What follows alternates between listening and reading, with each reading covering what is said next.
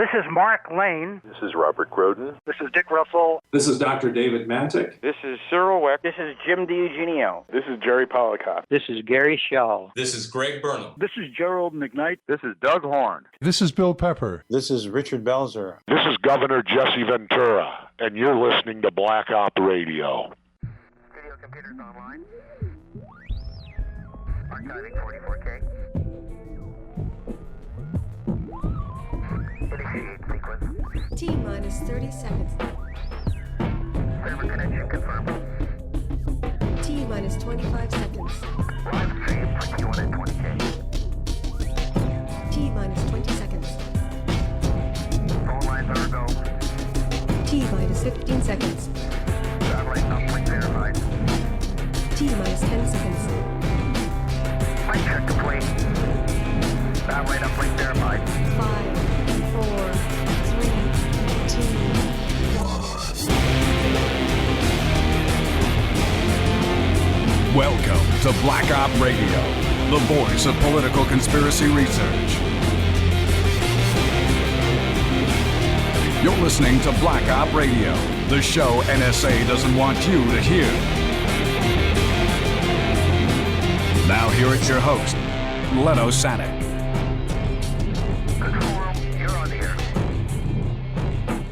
Hello everyone, welcome to another episode of Black Op Radio. Today we have researcher Douglas Horne, longtime JFK researcher here. It's a pleasure to have you, and welcome to the show again, Doug. Thank you, Len. It's good to be back.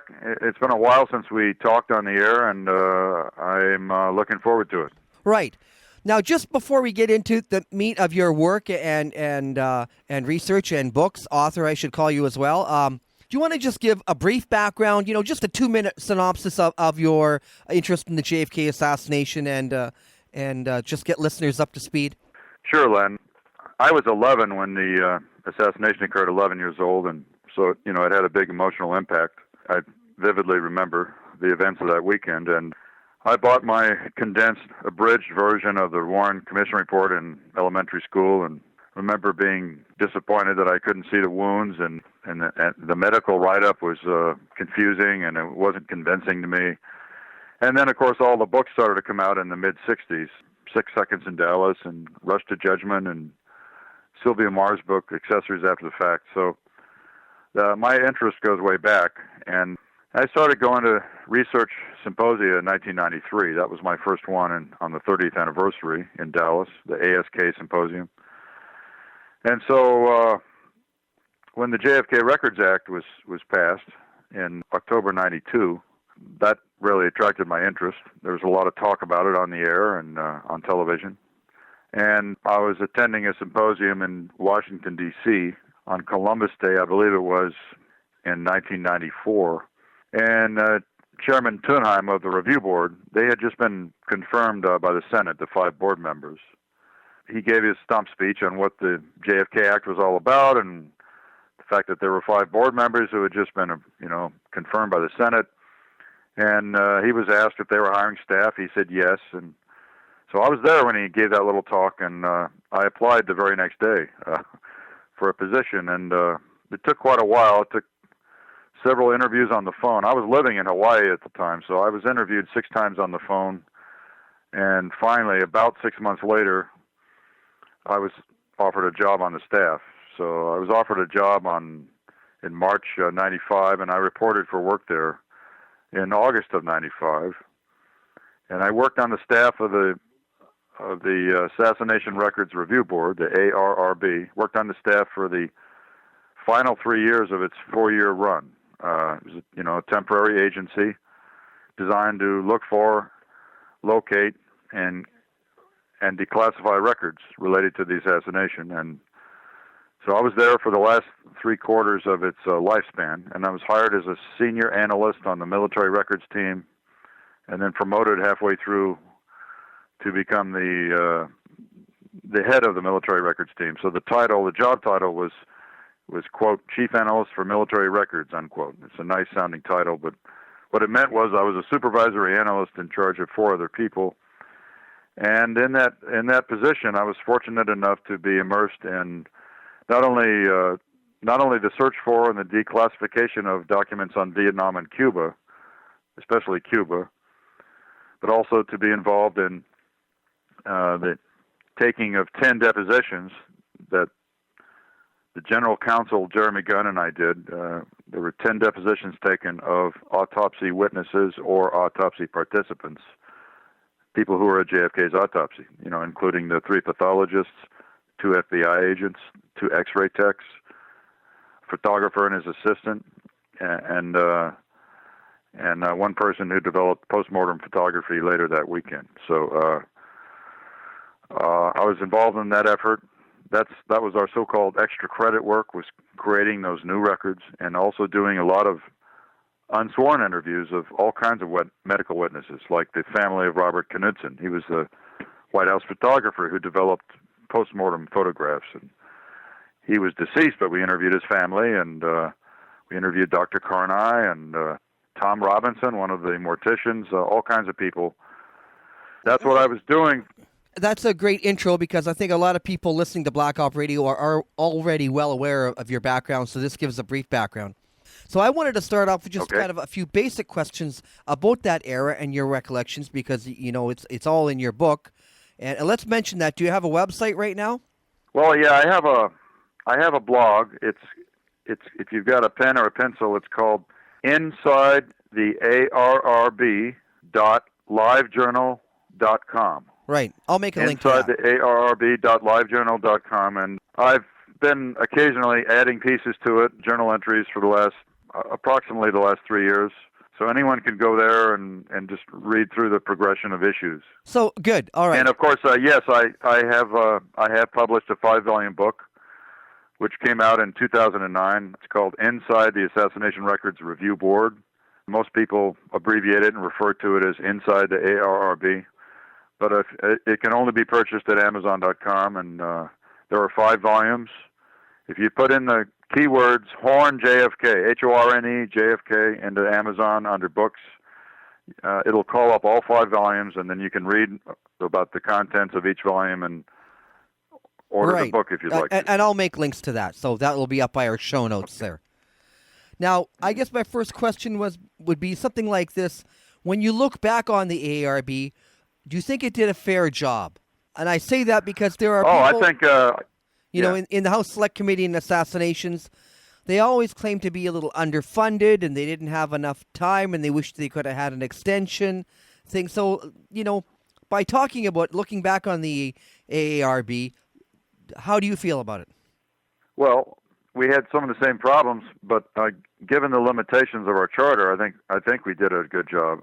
We had funding limitations too. We had 5 part-time board members who only met 2 or 3 days a month, and that we had a staff of 25 to 30 people. That was it. And when I say given our limitations, I mean the limitations were that originally we were only to have a 3-year lifespan. We did get a 1-year extension, so we ended up being an organization that had a lifespan of 4 years instead of 3. So that was good, and that final year was needed. And the limitations I referred to are the fact that the Congress did not want... Let me back up a minute. The Congress did not want to reinvestigate the assassination. They knew that their investigation in the 1970s, the HSCA, House Select Committee on Assassinations, had produced a report which satisfied almost no one. It concluded there was a probable conspiracy. It didn't say who was behind the conspiracy, and then it shut down. And in particularly, the way they dealt with the medical evidence was very controversial and really satisfied no one and created even more controversy. So the Congress didn't want us to reinvestigate. They wanted us to look for records within the government, and they wanted us to give a broad definition of what an assassination record was, not a narrow one, a broad one. So we gave a broad definition to it and located a lot of records. And the review board itself was the enforcement arm of the JFK Records Act. So without this temporary federal agency bothering the rest of the government, I mean, nothing would have happened. So you had this enforcement arm whose job was to establish working relationships with the rest of the government and force them to account, to say, well, prove to us that you're doing searches. We want you to search in these 30 areas or these 20 areas or these 15 areas, and we're going to contact you every week, and we're going to have meetings and ask you what your progress is. And so that constant pushing and back and forth led to the discovery of a lot of records. And then, of course, to sum up, the federal agencies who were willing to release a record in full, they just gave it directly to the archives. But any record that a federal agency wanted to withhold in part or in full, if they wanted to redact it in part or in full, they had to give it to the review board staff. And then we would study it and compare it to the criteria within the JFK Records Act, and we would say to our board members, okay, the Act allows us only to withhold a record for reasons of personal privacy or protection of sources and methods or damage to the security of the United States. So the reasons that this agency wants to withhold this record are not sufficient, and so we would say, for example, we think that the entire record should be opened up, or we would say we think that 90% of this record should be opened up, and then the board members would vote. And we reviewed 60,000 records in that way, 60,000 records that other agencies wanted to withhold in part or in full, and the board members ruled on those. So I think overall, given the limited charter that we had, we were not allowed to reinvestigate. We were not allowed to draw conclusions about the assassination or come up with findings of fact. We were supposed to find records, put them in an open collection, the JFK Records collection. That was it. So given the limitations of our mandate, we did a good job with one exception, and everybody's talking about the exception now, and that's fine. There are, according to Jefferson Morley, I think, and Jim Lazar, there are about 1,100 records that the CIA still has not released at all or has not released in full, and they're dragging their feet and going as slowly as they can, and so that continues to be a problem. But with that exception, I think, yes, the review board did a good job. Now, I think one of the things that I was surprised to learn on these boards, and you talked about your board members who met, is that a lot of them thought that Lee Oswald was a lone assassin and that they might just think this is just a paper trail. Like, we're just looking for documents, just find them, identify them and leave it at that. Don't, like you mentioned, don't draw any conclusions, and for heaven's sake, don't reopen the investigation. And I wish there would have been more people who really had a more suspect nature of the government, thinking that, well, we have real misgivings about the Warren Commission. We think the whole thing was a cover-up from day one. And somehow, thanks to Oliver Stone's film, there has been a bit of a public outcry. But, do you know what I'm getting at? I just wish that... Yes, I know what you're getting at. I'd like to make a comment, a couple of comments. Robert Blakey, the staff director of the House Select Committee, the second staff director after the first one was forced out, he wrote the JFK Records Act. That's just the way it is. I heard him talking about it on Larry King back in 1992. He wrote the draft legislation. So he set the parameters, and the parameters for the appointment of the board members was that they were nominated by the establishment organs of our society, by the establishment. So Jack Dunheim was nominated by the ABA. We had two historians, Kermit Hall and Anna Nelson. They were nominated by the two historians' professional societies in America. We had a professional archivist, Bill Joyce, and then Henry Graff, another historian, was nominated by the White House. So the establishment nominated these people, and Jeremy Gunn, my boss, told me at least 3 times that none of the board members believed there was a conspiracy to kill President Kennedy or that there was a cover-up. And when I first heard that, I was very dismayed and almost alarmed. And then he would say, but at the same time, they want to release as many records as possible. They want to be heroes with their peers. They want to release records. They don't believe it'll reveal there was a conspiracy or a cover-up, but they want the records released because they believe in openness and they believe in this experiment in citizen review of federal records. So, there was a paradox and some built-in tension there. So the board members wanted to release all the records they could. They often released more than the staff thought should be released because we had all these provisions in the Act that said you can protect somebody's privacy, you can protect their name, you can protect sources and methods the government used to gather information, you can protect the national security of the United States, and some of them were kind of vague and open-ended, and they really wanted to release documents. And I'm just tickled to death that people with that attitude, that, you know, they had pretty much a closed mind about what had happened in '63. I'm just pleased that they let Jeremy and I conduct the 10 depositions of the autopsy witnesses, because what we were doing was very close to reinvestigating. Now, we didn't write a report about what it meant. We did not write a report about what the depositions meant to Jeremy and I, and we did not, you know, reach any conclusions. But that's why I wrote my book, to tell people what I thought we learned about the medical evidence and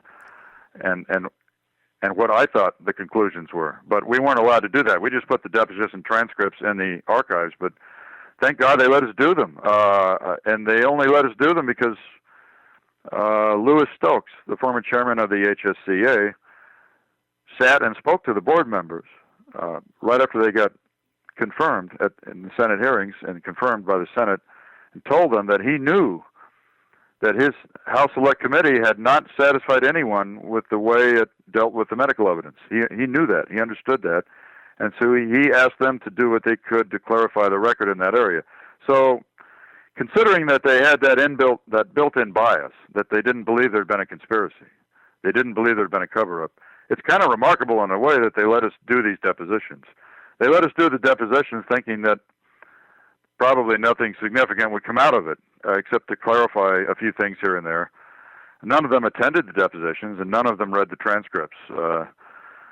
But they let us conduct them, and they also let Jeremy conduct some depositions of key CIA people who were involved in the Mexico City shenanigans. So you know, it's a mixed bag, and that's my summary of Sure. the environment I was in. It was full of conflict and tension.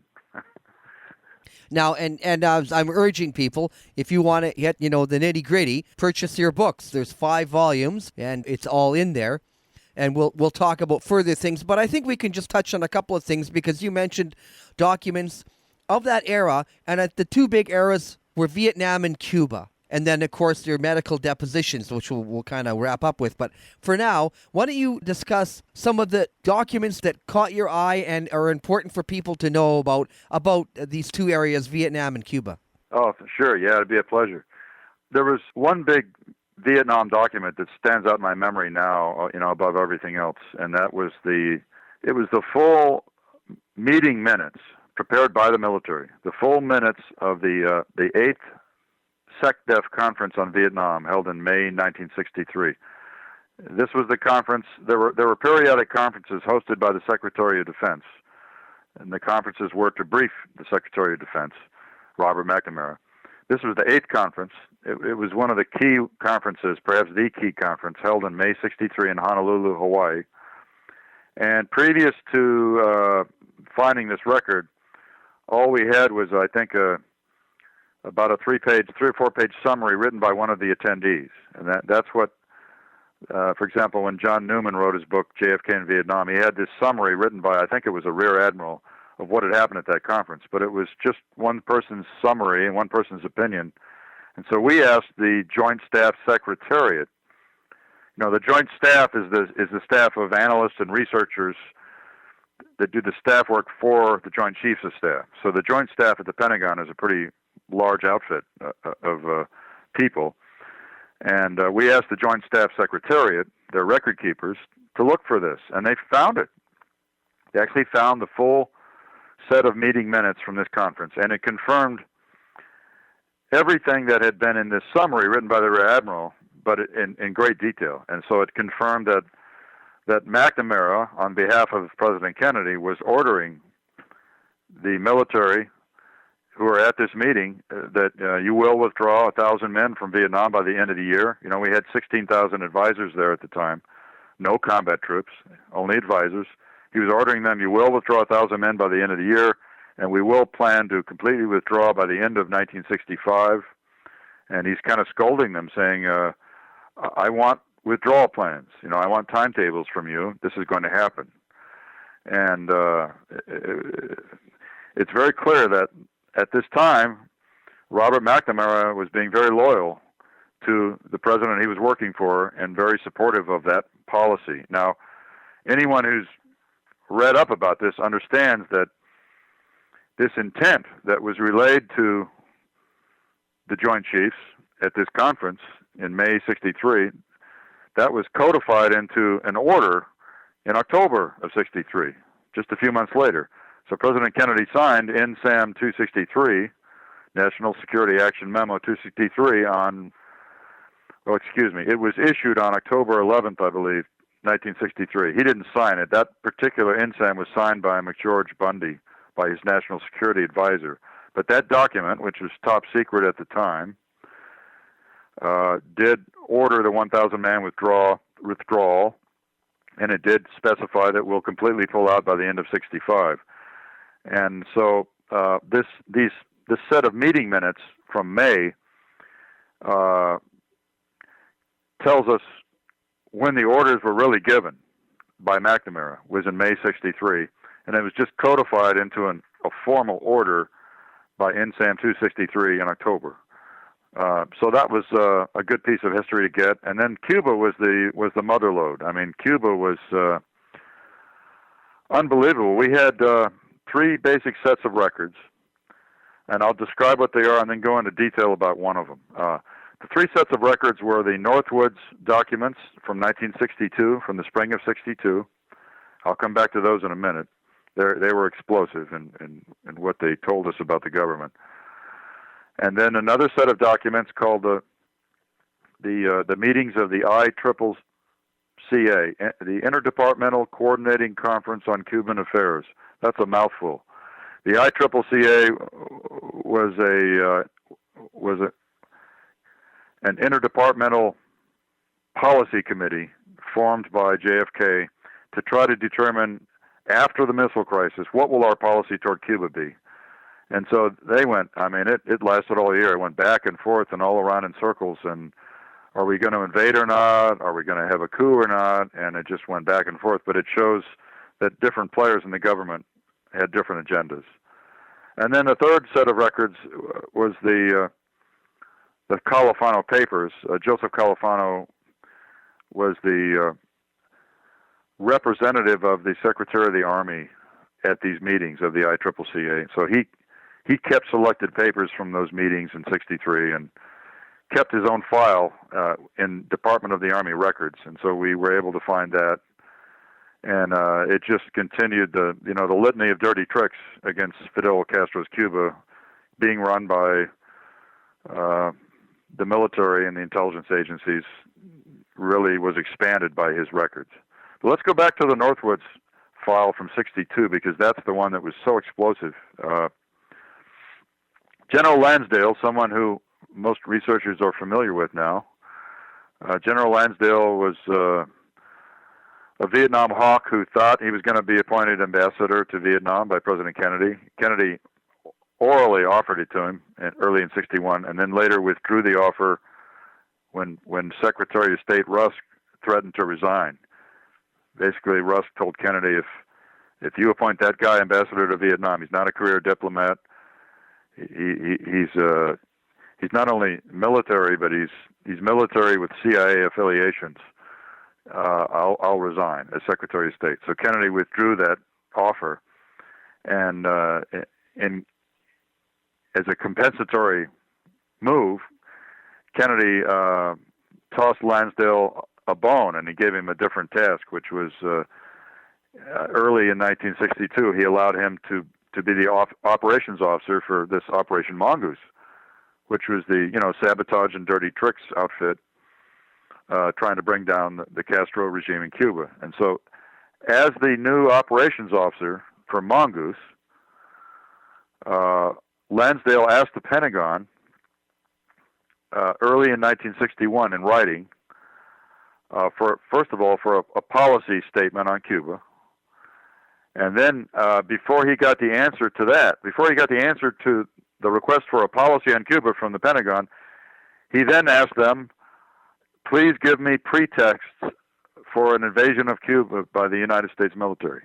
I want to make clear what that means. He wanted excuses, official lies, that could be used to justify a U.S. military invasion of Cuba. So he asked for the list of pretexts before the Pentagon had answered the question about what is our policy. So he was telegraphing to them what the policy was going to be. Let's invade Cuba and let's come up with some good excuses for it that we can sell to the world and the American people. So these guys in the Joint Staff were more than willing to come up with pretexts to invade Cuba with. So the list is just appalling when you look at it. And they responded to this request for pretexts for invasion in March '63, and it included things like sinking an American ship in Guantanamo Bay and blaming it on the Cubans. Actually sinking a real ship in the bay, in the naval base, and blaming it on Castro. Another one was simulating an attack on Guantanamo Bay and blaming the simulated attack on Castro. One of the most horrific ones was launching a terror campaign, a real terror campaign in Miami and Washington, D.C., in which some people would actually be maimed or wounded if necessary, and that it would be blamed on Castro agents in America. And one of the other pretexts they came up with was simulating an attack on an American airliner, filled with real passengers, simulating an attack with a so-called MiG jet, a Russian-built jet, with by taking a U.S. jet, an F-86, which is a Korean War stubby fighter plane. They wanted to take an F-86 fighter plane and paint Cuban markings on it, and have it simulate an attack on an airliner. And then the most horrible one, in my view, was they wanted to have an airliner take off full of simulated passengers, people that would really be on intelligence payroll, and then secretly land the airliner and unload the passengers. Nobody would know about that, of course. And then launch another airliner that was a remote-controlled bomb, basically.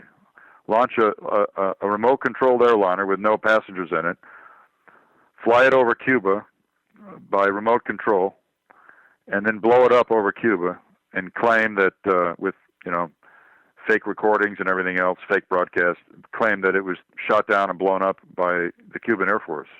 So they had all these pretexts for invading Cuba, and not only did the Joint Staff come up with this, but the Joint Chiefs of Staff approved it. Yeah, and you know what? You've overlooked the one I think is the worst, the most heinous. Which one? It's blowing up American astronaut John Glenn. I have to correct that just a little bit. Let me clarify that. That wasn't part of Northwoods, but it was one of the other Dirty Tricks documents. And what that said was, it's what that plan. That was a plan launched in the Pentagon. But what it said, if the flight fails for some natural reason, we will blame it on Castro.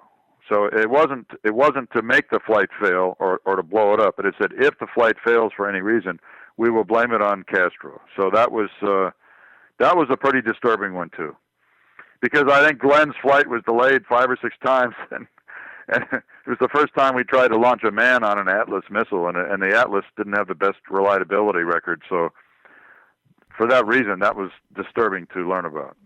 Right, and when I think about these, reflect on the reasons in Northwoods that you've elaborated on, it reminds me of like a 9/11 or some of these other, bombings and things that have gone on. It's just like, wow, if they were thinking about that back in 63 or 62, and when Kennedy shut them down, like you mentioned, the Joint Chiefs approved them. Right, and here's the interesting thing. At the time we were in session, I couldn't find any records then that indicated what happened to these recommendations. But David Talbot, the author of the book Brothers, got a hold of a document released I think he said it was released in 2005. It was one of these that was scheduled for later release by the review board. And so it was finally released, and it was a set of minutes from a meeting at the White House in which General Lemnitzer, the chairman of the Joint Chiefs, tried to raise this subject of these pretexts for invading Cuba, and Kennedy, according to the meeting minutes, shot him down and said, "We're not doing that." And so what's remarkable about that is that the document that David Talbot got a hold of and that he wrote about in his book tells us that it was officially rejected. And then what I know is that the very next month after it was rejected by the president, the Joint Chiefs got up on their hind legs and decided to write a scolding a red-hot memo to the Secretary of Defense, to their boss, castigating him, basically saying, we believe it's in the national interest of the United States to invade Cuba immediately with U.S. forces. And so no longer were they talking about pretexts. They were just saying, we must invade Cuba now. We must do it now before we let the reserves go. We have to do it immediately. We think we can do this without risk of general war. General war was the code language for World War III, nuclear war. We can do this without risk of general war, and we have to do it. It's in the, they said the existence of a communist Cuba is incompatible with the security interest of the United States. So they basically got their pretexts shut down, and then they just insisted the very next month that we do it anyway. And that was sent to McNamara in April of '62. So this was some pretty strong stuff, and I recall the excitement among the board members when, I revealed to them that we had discovered these documents and we should open them in full, and they agreed. So I mean, that's the good side of the review board. They said yes. Let's open these up. And Henry Graff said, those are really some Sacco documents. That was his New York talk. They're really Sacco documents. I said, yes, sir, they are. And so this was the beginning, I think, of the mainstream historians really beginning to understand how much at odds President Kennedy was with his own national security establishment. It wasn't just the CIA he was at war with after the Bay of Pigs. It was his own Pentagon. So that's the story of the Northwoods documents. Right. Now, let's get on to, probably something you really have a great interest in is these depositions that you sat in on with medical testimony, because that is kind of, I think, the highlight of what you've been writing about in your 5 volumes. Is this is a mountain of evidence that it's available, and people just have to start looking for it. The reason I wrote my very long book, or the 5-volume book, is because I knew what problems people would encounter if they were new to the case and they just went to the archives and they just pulled out, like, Dr. Hume's deposition by the review board, or Dr. Boswell, the 2 Navy pathologists. And if that's all they read, they would not have a complete picture of how to interpret that deposition, because Humes and Boswell testified to the Warren Commission first, and then they talked to the forensic pathology panel for the HSCA, and there's a transcript of that. And then Humes did some public testimony in front of TV cameras, and then the doctors spoke to the Journal of the AMA in '92, and really got themselves in trouble. And so, what I wanted to do in my book, in just about every area of the medical evidence that I could, was to provide the reader with an understanding of the new landscape of the medical evidence, the new state of the medical evidence after the ARRB shut down, because we did so many interviews and so many depositions that really it advanced our knowledge of what was wrong with this case, significantly. So what I did is to try to tie it all together and provide. So if you wanted to study the review board deposition of Humes or Boswell, you would understand the context of it, which is that they said these other things earlier, and are they contradicting themselves now, or are they consistent or inconsistent? Are they consistent with each other, or do they disagree with each other? That type of thing. So when I look back at the book I wrote and at the research I did writing it, there are certain highlights, Len, that stick out in my mind. It's kind of like looking at a Chinese landscape painting from ancient China. You see the mountaintops coming out of the mist, and so what I remember now are highlights, and that's what I'd like to maybe just cover here. Some of the 5 or 6 major highlights. Go ahead. Yeah, go ahead. Yeah. These highlights I'm going to mention are not theories; they're facts. Okay, and so and what's disturbing is they're facts that the mainstream media doesn't want to talk about. The mainstream media and talking heads want to try to force opinions down our throat and belief systems, but they don't want to talk about evidence. And I would just caution everyone, anyone that wants to force his belief system down your throat or persuade you to believe his conclusions about the assassination without discussing evidence, he's not worth listening to. So for that reason, Chris Matthews is not worth listening to. Neither is George Will, or any of these other people who want to tell you that, well, this is the result, this is what you should believe without talking about evidence. So here's some of these facts that we now know coming, this is the new territory, the medical evidence landscape coming out of the review board, looking at the entire big picture. There's about 18 autopsy photos, views, specific views of the body that are missing. Okay? Now, can you tell me usually when I say photo, usually when I say view, there were usually 2 black and whites and at least 2 colors or more taken for each view. So you can multiply 18 times 4. That's a lot of missing photographs. I just wanted to know, how did you come up with the number 18? I did an analysis of all the testimony I could get my hands on from the Warren Commission, the House Select Committee, and the review board.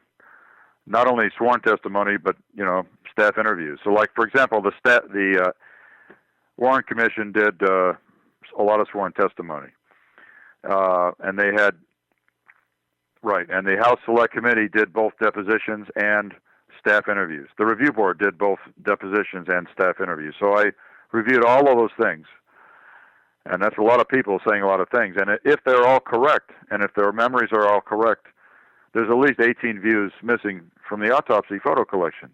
That's a significant problem. Not only that, there are the X-ray technicians who took the skull X-rays. The petty officer in charge, Gerald Custer, of the 2-man team. He was in charge of the 2-man team. It was him and Ed Reed.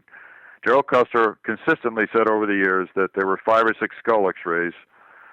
Sometimes he would say 6, sometimes 5. Dr. Ebersol, the radiologist who interpreted the X-rays for the pathologist, told Dr. Mantic in '92 that a JFK researcher, David Mantic, told him there were 6.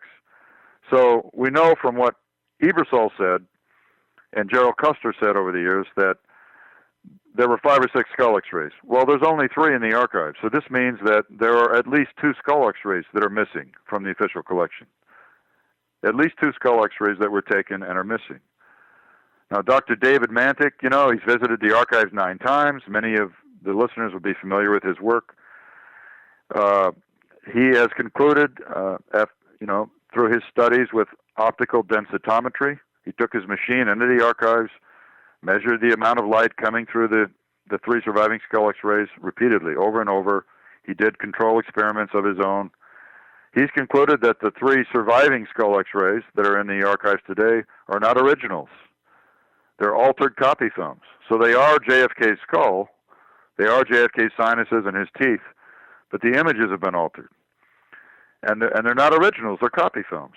So my boss at the review board, Jeremy Gunn, was so intrigued by Dr. Mantic's research in this area that he allowed Dr. Mantic to propose questions for us to ask the 3 pathologists at their depositions.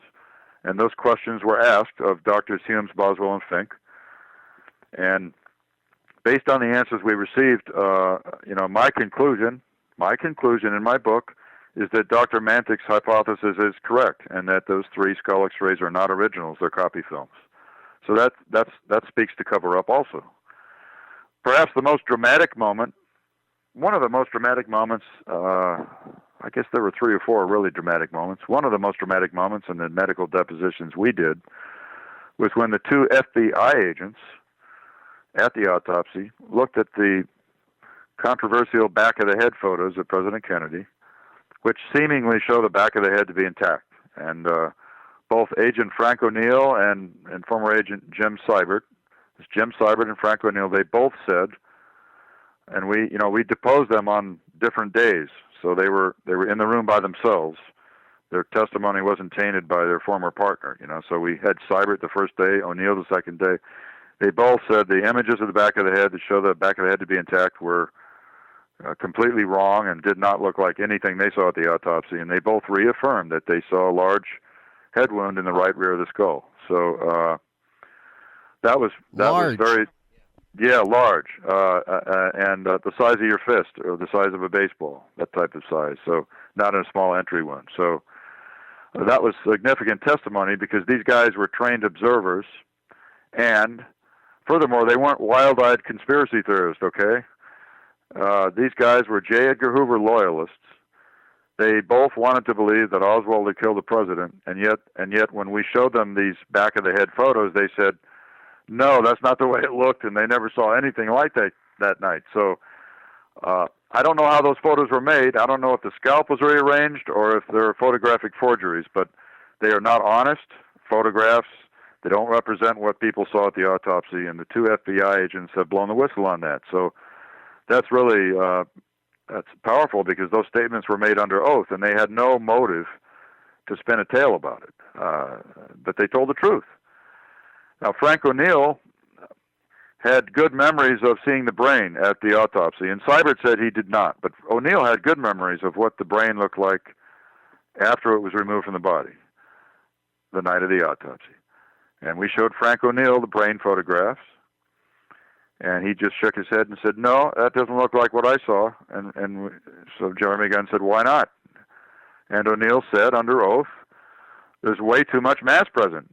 He told us that more than half of the mass of President Kennedy's brain was missing in the brain he witnessed at the autopsy after it was removed from the body. And he says he looked at the brain photos in the archives, and he said, this looks to me like it's almost a complete brain. And in fact, he's correct. The photos in the archives show a brain that's been disrupted. It's been disrupted and damaged, but the mass is almost all present. And so he disowned those photographs. And he told us that the biggest section of mass that was missing was in the right rear of the brain. So these are significant statements. The official photographer, John Stringer told us what kind of film he used to shoot the supplementary brain exam. Let me explain what that is. A brain is removed from a body at autopsy. It's put in formaldehyde or formalin solution to help preserve it so that it can be sectioned later when the brain is examined separately. So there's always a brain exam after a brain is removed from the body at autopsy. If you're shot in the head with a bullet or hit in the head with an axe or whatever, they're going to remove your brain, preserve it, and then examine it separately later. So John Stringer was present at a brain exam on Monday after the autopsy, Monday, November 25th, 3 days later. And he remembered that he used certain types of film, Ektachrome, color transparency film, and Kodak black and white film for negatives.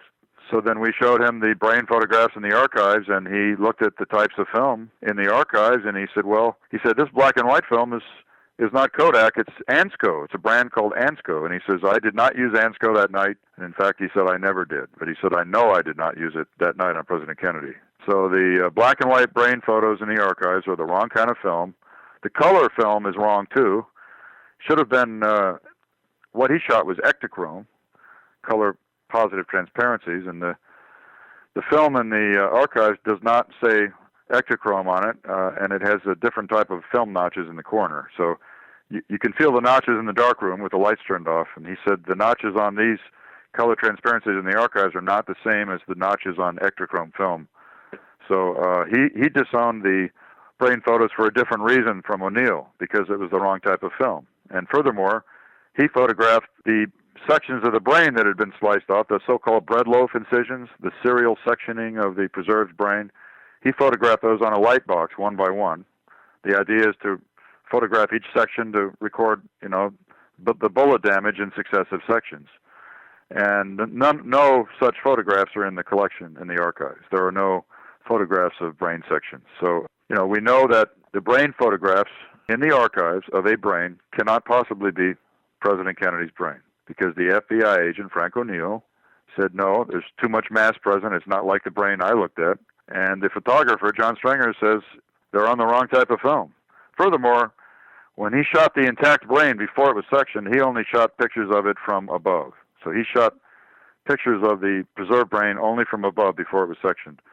The photographs in the archives are shot from two angles. Half of them are superior views from above, and the other half are basilar views, so they're views of the underside of the intact brain before it was sectioned. So, that's a major finding. That's one of the major findings of cover-up in this case, is that the brain photos in the archives cannot possibly be of President Kennedy. And sure enough, the brain photos in the archives appear to show damage that would be generally consistent with a shot from behind, which tells us that the missing photographs that were suppressed obviously showed something different, and we know what they showed. All you have to do is study the Dallas doctors' treatment notes and their sworn testimony. Is the real brain photos had to be suppressed because they would have shown evidence of shots from the front as well as from behind. They would have shown evidence of crossfire, so they had to be suppressed because it would have contradicted the official cover story. So those are significant highlights, and I'd like to mention one more. Oh, by the way, in regard to the brain, Len, I did a timeline analysis. I was requested to do that by my boss, by Jeremy Gunn. And the timeline analysis of all the previous testimony revealed that there wasn't just one brain exam following the autopsy on the body. There were two. There were two brain exams. One was on Monday, November 25th. That was President Kennedy's brain. The second brain exam was about a week later. It was sometime between November 29th and December 2nd. And so the same attendees, Humes and Boswell, the two Navy pathologists, were present at both brain exams. So that means they were not only privy to the cover-up, they were engineering it, okay? I'm sure they were under orders to do it, but they were engineering this brain cover-up, Humes and Boswell. Stringer was at the first brain exam, Kennedy's brain. He was not at the second one. He's the photographer. Dr. Fink, the third pathologist, he was the Army pathologist who arrived late at the autopsy. Dr. Fink was at the second brain exam, the late event. So it's clear that the photographs in the archives of a brain that cannot be Kennedy's brain, they were taken at the second event. So the whole purpose of conducting a second brain exam was to introduce a substitute brain, a fraudulent specimen, and take pictures of it and pass those off as pictures of President Kennedy's brain, which, of course, it wasn't. And poor Dr. Fink was the dupe. He was the victim of that charade. I think the final highlight that I would want to mention before I give an overview would be the fact that the autopsy report in the archives today, the autopsy report, is the third written version of that document.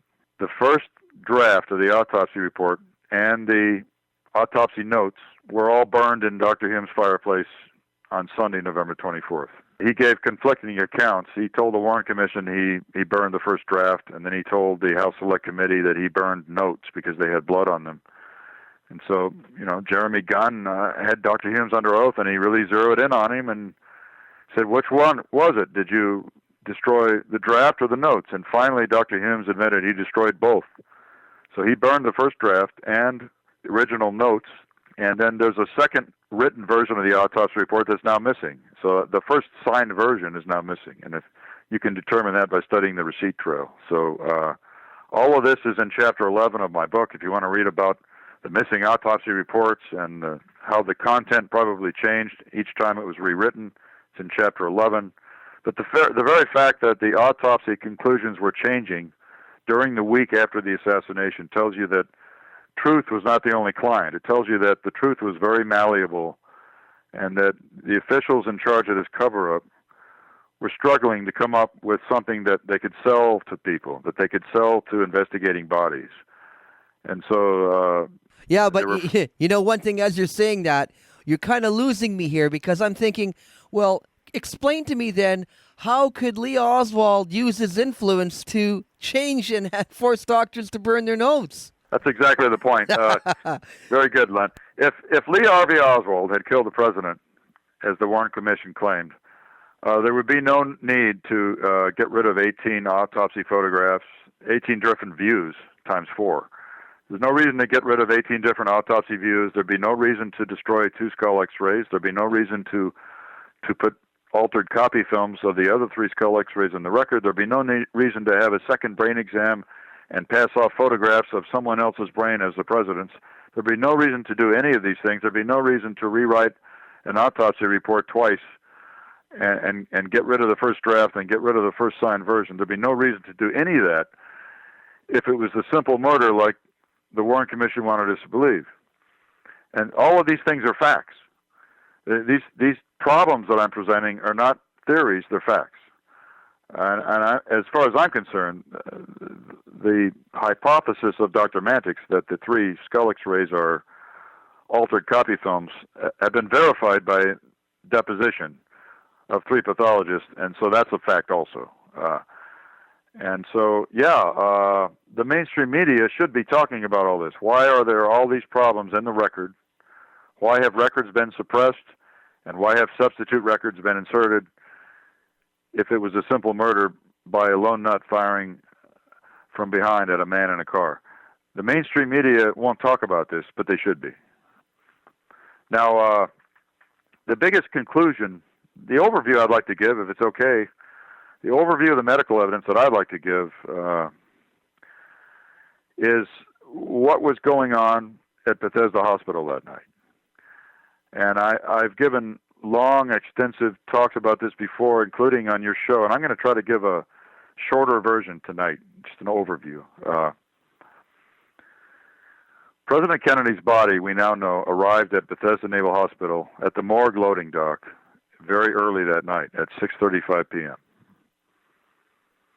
The official autopsy didn't really begin, according to the FBI agents, until 8:15. The Dallas casket with his body inside, this is complicated. Let me start over here. President Kennedy's body arrived early at 6:35 p.m. We know the time because the military non-commissioned officer in charge, a sergeant, Marine Corps sergeant in charge of security at the morgue, wrote a report. He wrote a report on November 26th. His name was Roger Boysian, and his report is about nothing but security for the president's autopsy. That's all his report is about. We came to the Marine barracks. We provided security. In the middle of his report, he says, the casket arrived at 18:35 hours. That's 6:35 p.m. That puts a time on this event. We know from human witnesses like Dennis David and Donald Rubentish that the body arrived in a black hearse and a cheap aluminum shipping casket.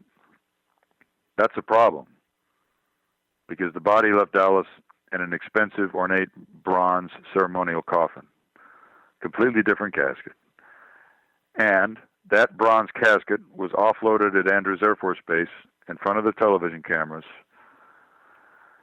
at about 6:09 p.m. and put into a light gray Navy ambulance. That ambulance proceeded to make a long, approximately 45-minute drive to Andrews Air Force Base in a motorcade that night. Air Force One landed at 6 p.m. The wheels were on the blocks at 6:04 p.m. The bronze Dallas casket was put in a light gray Navy ambulance. Everybody saw it. The trouble is, President Kennedy's body arrived before the Andrews motorcade. So the body arrives in the wrong car and in the wrong casket at 6:35. Arrives in a black hearse, two people in the front wearing operating room smocks. I believe they're morticians. I believe the car is a hearse belonging to the Gawler's funeral home. And JFK's body arrives early. And so the question is, what's happening to the body between 6:35 when it arrives secretly in the back and 8 o'clock at night when it's brought in again inside the Dallas casket at 8 o'clock? I know now what happened. I'm very sure of it in my own mind, and this is what I'm leading up to in the first 4 volumes of my book. And the summary of my conclusions is in volume 4. President Kennedy's body arrived at 6:35. It had just been flown to the Officers Club parking lot in a helicopter from Andrews Air Force Base. It was not in the bronze Dallas casket. It had been taken out of the casket as soon as the casket was offloaded. As soon as the casket was loaded onto the airplane at Love Field. And the reason that people did that is the Secret Service was terrified that the Dallas police were going to show up with Dr. Rose and demand that they take the body and do an honest autopsy in Texas. I mean, you'll recall, Len, that there was this altercation at Parkland Hospital, a nearly violent altercation with cursing, profanity. The Secret Service agents revealed their weapons. And Dr. Rose, the honest coroner of Dallas County, wanted to conduct an autopsy of President Kennedy's body.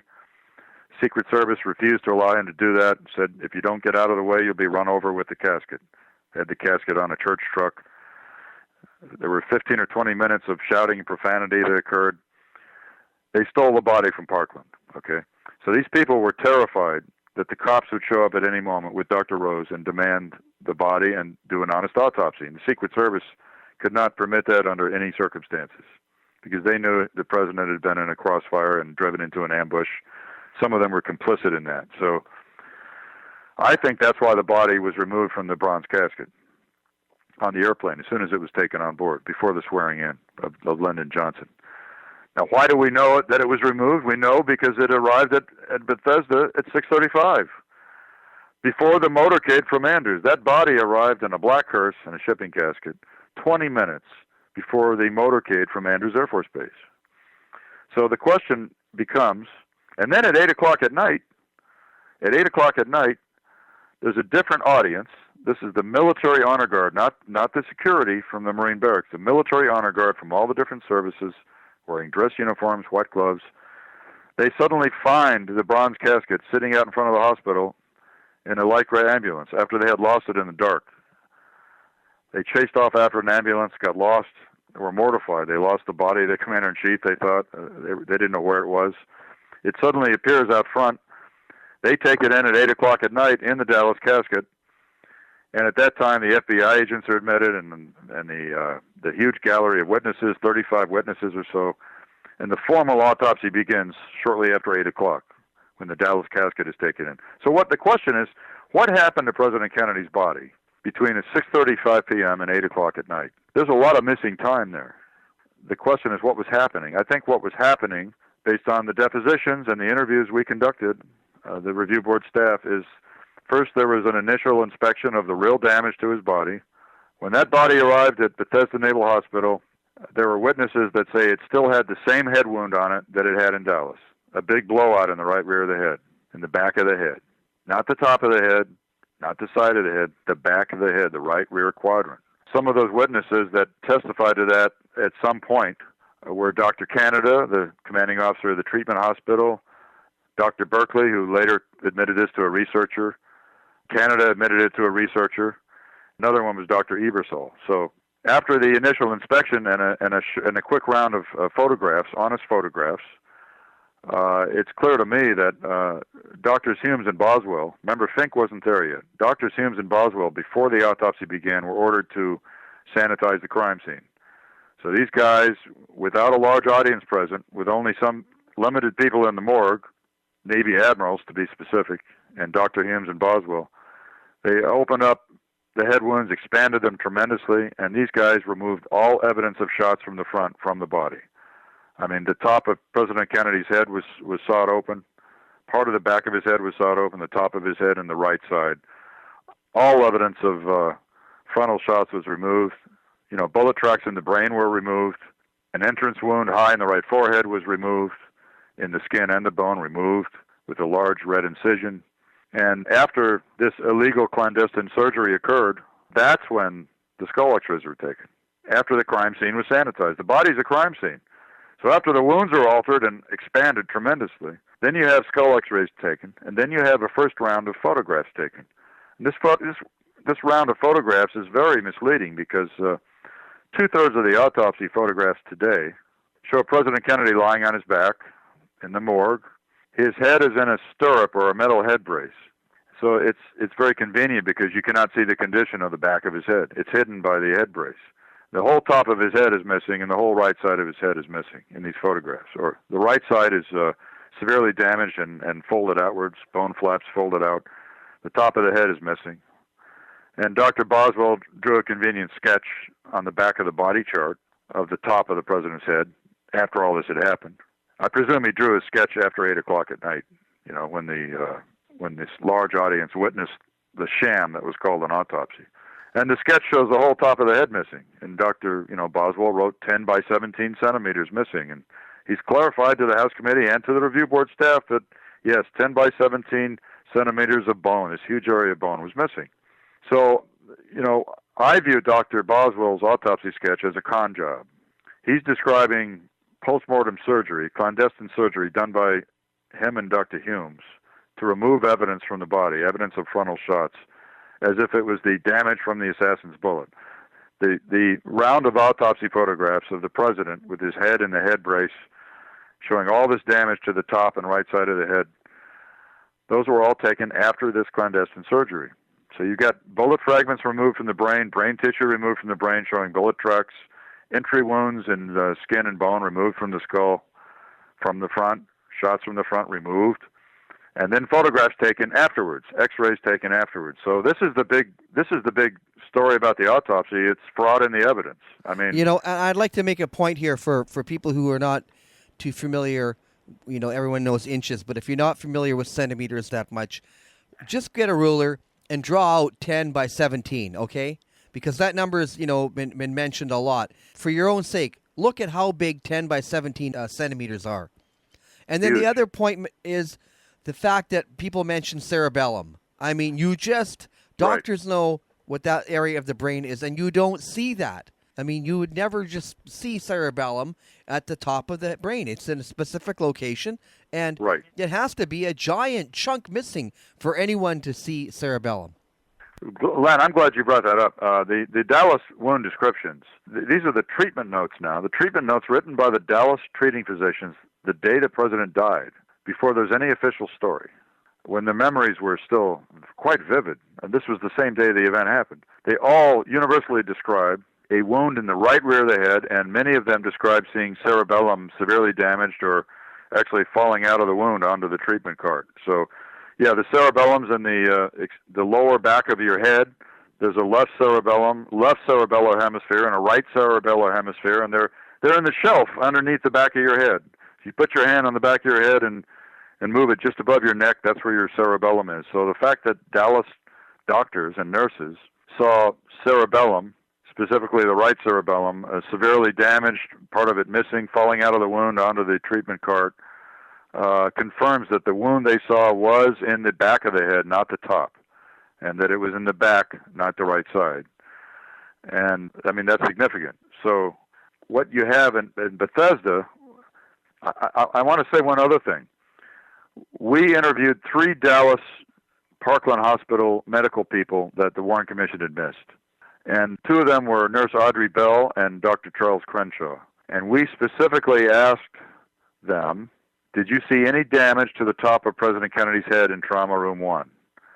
And they both said no, and they looked at us like we were crazy. They said, no, we didn't see any damage to the top of his head. We said, did you see any damage to the right side of his head above the right ear? They said no. They looked at us like we were crazy. They said, we only saw damage in the right rear quadrant of the head, in which they interpreted as an exit wound, a blowout. And of course, if you look at the autopsy photographs today, there's no blowout in the back of the head, and the top of the head is missing, and the right side of the head is partially missing and all opened up. So, I mean, there's a major problem here, and this surgery hypothesis of mine, this explanation, explains it. And, you know, David Lifton gets credit for first discovering the key statement. There's been surgery of the head area, namely in the top of the skull. That statement was a direct quote of Dr. Humes made in the FBI report of what they witnessed at the autopsy, the FBI agents Seibert and O'Neill. They made clear years later they were only writing down what the doctors said. So the question has always been how to interpret Dr. Humes' remark. And David Lifton always interpreted the remark as Dr. Humes discovering something that someone else did before the body arrived. And I interpret it quite differently. I interpret that remark as an attempt by Humes to distance himself from what he had just done. Because what happened was, first of all, the FBI agents didn't even hear Dr. Humes say that until after 8 o'clock at night. They weren't admitted to the morgue until the body was readmitted in the bronze casket, until this shell game was concluded. So the body's brought back in after it's been tampered with at 8 o'clock. This time it's in the bronze casket like it's supposed to be. The honor guard brings it in. They don't know the difference. They don't know any better. And then the audience, from all the eyewitness accounts, was in a state of disbelief. The head wound was so large. Once the head was unwrapped and once the scalp flaps were pulled back, the head wound was so large that nobody in the audience could believe that it had been done by one bullet. And apparently Dr. Humes panicked. This is my interpretation for his remarks. He panicked. He said, well, yeah, somebody's done surgery on the top of the head. Well, of course, there was no surgery in Dallas. So for Dr. Humes to say that, I think it's a panic reaction. It's what a psychologist friend of mine calls dissociation. He's trying to disassociate himself from this act, from this macabre act that had been done, which the audience wasn't believing that was one bullet. They weren't believing it. And he says, well, yeah, it's obvious there's been surgery of the head, but the implication, I think, was that, but I didn't do it. Well, he did do it, because the timeline does not allow the body to go anywhere else. I mean, Air Force One lands at 6, wheels are on the blocks at 6:04. There's just enough time for a helicopter to leave Andrews at about 15 after 6 or 6:20. As soon as the lights went out, LBJ's helo takes off. As soon as the lights went out, another helicopter takes off for Bethesda with JFK's body. There's just enough time for it to get there and put it in this black hearse, and for the hearse to show up at the morgue loading dock at 6:35. There's no time for the body to have gone to Walter Reed. There's no time for it to have gone anywhere else. So I conclude the surgery was done at Bethesda, and so that's the answer that I've come up with in my book, in much more detail than presented here, for the missing time, because it's a serious missing time problem. What happened to President Kennedy's body between 6:35 p.m. and 8 o'clock p.m. when it was admitted the second time in the Dallas casket the second time? What happened for that almost hour and a half? Well, and that's where what happened can... was the crime scene was tampered with and it was sanitized. So we can refer people to your 5 volumes. Yes, it's always difficult to present something this complicated, in a telephone call. But that's an overview, and chapter 13 in volume 4 presents my detailed summary of what I really think happened at Bethesda. So I think that might be of interest to a lot of people. Good. Now, you say you've been writing lately over the last little while. I know that after 2009 and you took kind of a time off, because I think a lot of researchers have to do that. It consumes an awful lot of your time. So you finished your volumes, took a little time off, but I'm glad to see you writing again. So your blog is available there. I'll make a link to it. Why don't you just give a little mention of some of the kind of articles that you have been writing? Sure. Yeah, I've declared myself to be retired about 3 times since 2009. I mean, it's just burnout is a problem for JFK researchers, especially if you, like me, you worked on a staff for 3 years full time, and then you're thinking about this case and beginning to write a manuscript, and then you start writing the manuscript in '99, and then you don't really finish it till 2009. That's 10 years later. It was almost 3.5 years of straight writing every weekend to really finish the book. So yeah, I periodically say I'm retired and I'm burned out, and then I come out of retirement when something grabs my interest.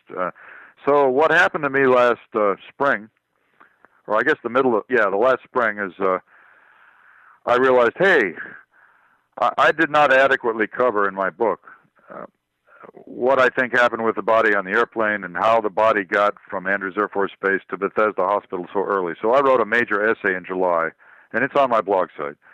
I wrote a major essay about the Air Force One audio tapes and the events at Andrews Air Force Base and how did the body get to Bethesda at 6:35. So I think that's covered in one essay in much more detail than in the book. And then a friend of mine, Jacob Hornberger, who runs a libertarian website, the Future of Freedom Foundation. That's FFF, Future of Freedom Foundation. He requested me to write a series of essays about JFK's war with the national security establishment. Volume 5 of my book is largely about the context of the assassination and the why, the reasons for it. And so he said, why don't you write a series of essays? He said, I'll post them. It's the 50th anniversary. Let's try to condense down the material that's in your volume 5. I said, okay, I'll give it a shot. So right now there's a series of 6 essays that he has posted, and they cover the years 1961 and 62. So there's 3 essays about 1961. There's 3 more essays about 62. And there's a link on my blog site that leads you to his website where you can access all 6 essays in one place. And you can read them in sequence. And I'm kind of proud of those essays, actually, because I took several steps back from the medical evidence and I got into the history. and the historiography and why did this happen. And so I've summarized in my own way what a lot of other people have also written about. Other people like David Talbot and Jim Douglas. We're all writing about the same thing in our own way, which is the tremendous friction between President Kennedy and his intelligence service, the CIA, and between President Kennedy and the Pentagon, and between President Kennedy and his civilian national security advisors. JFK was literally, almost from the beginning, at war with the national security state and became immediately distrustful of the advice he was receiving at the push toward war, and the situation only got worse and worse. For example, it's pretty clear now that the people running the Bay of Pigs invasion, the Cuban exile invasion at the Bay of Pigs, that they persuaded Kennedy to go along with. He was a brand new president. It had started under Eisenhower, and he had a few misgivings, but he supported it, and he said, okay, let's change the landing site and let's make some changes in it. I want it to be deniable. We want plausible deniability, but let's go ahead and support the exile invasion. The people doing it really knew it had very little chance of success, and they didn't tell him. So the CIA, Allen Dulles withheld from Kennedy that there was really no likelihood at all of a spontaneous Cuban uprising. I mean, Len, how can 1,400 people overthrow a country? It's a joke. So the they had story, the Navy offshore conducting maneuvers, that were ready just to be there, Well, that's right. So the official story from the CIA was that an invasion of 1,400 Cuban exiles was supposed to spark a spontaneous revolution and an overthrow of Castro. Of course, there was not going to be a spontaneous revolution for two reasons. Number one, all the Cubans that hated Castro had already left the country. They were in Miami and New Orleans. The other reason was there were no secrets. Cubans all talked about it. The anti-Castro Cubans were running their mouths, and Castro knew well in advance that this thing was coming, and so he put in jail anybody who he suspected of not liking him, who had stayed in the country. They were all put in jail at the time of the invasion, so there was no hope of success. The Joint Chiefs knew this and didn't tell the president, and he found out afterwards that was the case. They lied to him and said it had a fair chance of success, which was, in their minds, it really meant only about a 30% chance. But they didn't tell him 30% chance. They said it has a fair chance of success. So they lied to the president. And of course, the CIA knew it really wasn't going to probably not succeed, and that the assumption all along by the CIA and the Joint Chiefs was that Kennedy would bail out this invasion if and when it failed, bail it out with U.S. troops. And he refused. He had refused to involve U.S. troops beforehand. He had refused publicly and privately to involve U.S. troops. And so he kept his word, and the exile invasion failed. And ever since that moment, in April '61, he no longer trusted the CIA and no longer trusted the Pentagon. So he had Maxwell Taylor come in out of retirement, former Army Chief of Staff, and do his analysis of the Bay of Pigs. And that's when Kennedy said, I want to splinter the CIA into 1,000 pieces and cast it to the winds. He realized they had suckered him. They'd done a covert operation on him, trying to force him to commit U.S. forces to overthrow Castro when he had said he would not do that. And learned to begin mistrusting the advice of the Pentagon. At the same time this is going on, the Pentagon is telling Kennedy, you need to put combat troops in Laos. Now that's the country to the west of Vietnam. It's a landlocked country to the west of Vietnam. They're telling him in March before the Bay of Pigs, and they're telling him in May after the Bay of Pigs, you need to put combat troops in Laos, and if necessary, we need to use nuclear weapons to win. That was Arleigh Burke, the Chief of Naval Operations. We need to use nuclear weapons to win. Well, he knew these people were crazy. So that didn't happen. And then 3 times in 1961, various people in the Pentagon, generals, tried to pressure President Kennedy into sending combat troops to Vietnam. 3 different times in '61, he said no. And then he codified that finally in November '61 and said, no, we'll increase equipment, we'll increase advisors, but no combat troops. And then he never changed that decision, ever. The numbers of advisors there kept going up. and he began to be fed a lot of lies in 1962 and 3 about the progress of the war by the South Vietnamese. So he was receiving a lot of lies about how well it was going when it really wasn't, and about body counts which weren't true. And by the time May of 63 rolled around, he was tired of being lied to, and he was determined that we were not going to get sucked into a land war in Asia. And that's when he, told McNamara, start planning to get out. And so the 1962 essays are largely about, the Northwoods documents, which we discussed already tonight, and the Joint Chiefs' attempts to force McNamara to invade anyway after Northwoods was rejected. And then, of course, all about the missile crisis, the fact that Kennedy found a diplomatic solution. He threatened to use force. He prepared for an invasion and for bombing, but ultimately decided not to do that and found a diplomatic solution. And so the 3 essays about 62 are all about the decision not to invade Cuba, like 3 times that year, and how angry, how absolutely furious the national security establishment was, especially the Pentagon. So I think that's when the veto was cast on his life, was following the missile crisis, his decision not to invade. And of course, today we should all be very grateful, because we learned 29 years after the crisis what we didn't know then. We learned 29 years later that, not only did the Russians have medium-range ballistic missiles in Cuba, strategic weapons with nuclear warheads on them, but they also had 102 battlefield nuclear weapons. We didn't even know that in 1963. 102 battlefield nuclear weapons. 12 of them were Luna missiles with 2-kiloton warheads. That's a small nuclear yield, but it would still destroy a lot of ships at sea or destroy a lot of troops on the beach. They had 12 of those. They had 80 cruise missiles that were the size of a kind of a scaled-down robot MiG airplane with Hiroshima-sized bombs in them. And they were designed to be fired at, for example, like Guantanamo Naval Base. They were going to fire 3 of them at Guantanamo if we invaded. They would have been fired at the invasion beaches themselves. They had 80 of those things.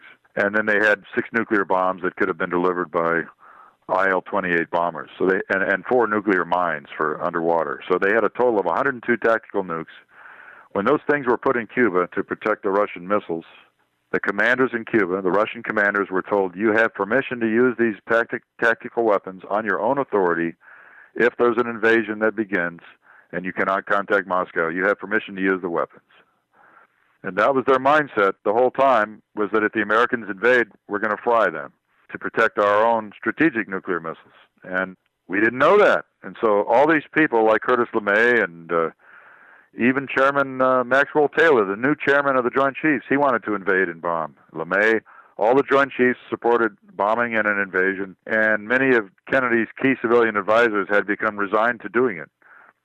By the time October 27th rolled around, probably the worst day of the missile crisis, Saturday the 27th, McNamara himself and others had become resigned to the fact that it's going to happen. We're going to have to invade and bomb. And Kennedy found a diplomatic solution, and the Russians withdrew the missiles. We promised not to invade Cuba as long as they did not reintroduce offensive weapons. And we said, we told them secretly, 5 or 6 months from now, when things quiet down, we'll remove our 15 missiles from Turkey, but we're not going to talk about it in public. And as it turned out, that was no giveaway. We didn't lose a darn thing, because of the 15 Jupiter missiles in Turkey, only 1 of them had become operational by the time of the missile crisis. They were considered junk. Kennedy had ordered them removed the previous August. Nothing had been done. So we didn't remove the missiles from Turkey until we had Polaris missile submarines under the water in the Mediterranean to take over their job, to actually be able to do the same thing that the Jupiters were going to do, which was fire missiles at Russia if need be. Once we had a Polaris missile submarine on station at all times in the eastern Mediterranean, then we quietly removed the Jupiters. And the important thing about that secret part of the deal was that it allowed Khrushchev to save face with his hardliners. It allowed him room to maneuver and to say, look, I've saved Cuba from an invasion, and the Americans are going to remove the missiles from Turkey later on. We just can't talk about it. It allowed him room to maneuver and to save face. And so, we all avoided disaster by a human hair, because if the American invasion fleet had been fried at sea with nuclear weapons, and if the American Marines and Army divisions had been fried on the beach, and if Guantanamo had been destroyed by these three FKR cruise missiles that were going to be launched if we invaded, we would have had World War III, because we would have had to retaliate somewhere against the Soviet Union, and then that would have been it. And we know now that if we had destroyed half the planet with our overwhelming nuclear arsenal, the whole planet would have gone into nuclear winter. Not only would there have been tremendous nuclear fallout, causing mutations and sickness for generations, but the world's, because of all the smoke and ash from all the nuclear fires, nuclear explosions, and the burned cities, the Earth's would have been, all the sunlight would have been blocked from the Earth for at least 4 or 5 years. Temperatures would have fallen, plant life would have died, and the food chain would have been destroyed. So it would have been a global catastrophe. Even if the Russians had not destroyed one U.S. city, even if we had gone completely unscathed, half the planet would have been destroyed, and that would have been it for Western civilization, human civilization on the planet Earth. And so we should all be grateful that Kennedy found a diplomatic solution. When McNamara found out about all the technical nuclear weapons in Cuba, 29 years later, I saw him in tears. He was in tears on Larry King on CNN. He was that shaken. The great thing, I have not yet written the 1963 essay, and it's material that's very familiar to most people now. So I'm going to try to wrap up my series of essays with just one more essay. But, in 1963, Khrushchev and Kennedy had survived the crucible and had come very close to nuclear war, and they did not want to go through that again. And so they negotiated all year and finally reached an agreement on a limited nuclear test ban treaty. Kennedy made the peace speech at American University and said, we need mutual coexistence. We need a world safe for diversity. We need to re-examine our attitude toward the Soviet Union and vice versa. So he proposed ending the Cold War, not winning it. Ending it, not winning it. And that infuriated the establishment. And they didn't like the Pentagon hated the test ban treaty. He was making an attempt at a secret rapprochement with Castro's Cuba in September and October of '63, and the deal was he was working through intermediaries. William Atwood was, I think, a U.S. ambassador to Guinea, but he was a friend of JFK's from college days, and Atwood was the cutout, and also Atwood was using Lisa Howard, an ABC journalist. So Howard and Atwood were making contacts with Cuban officials in the United States and on the telephone to Cuba. There's no doubt that those calls were being bugged. There's no doubt whatsoever.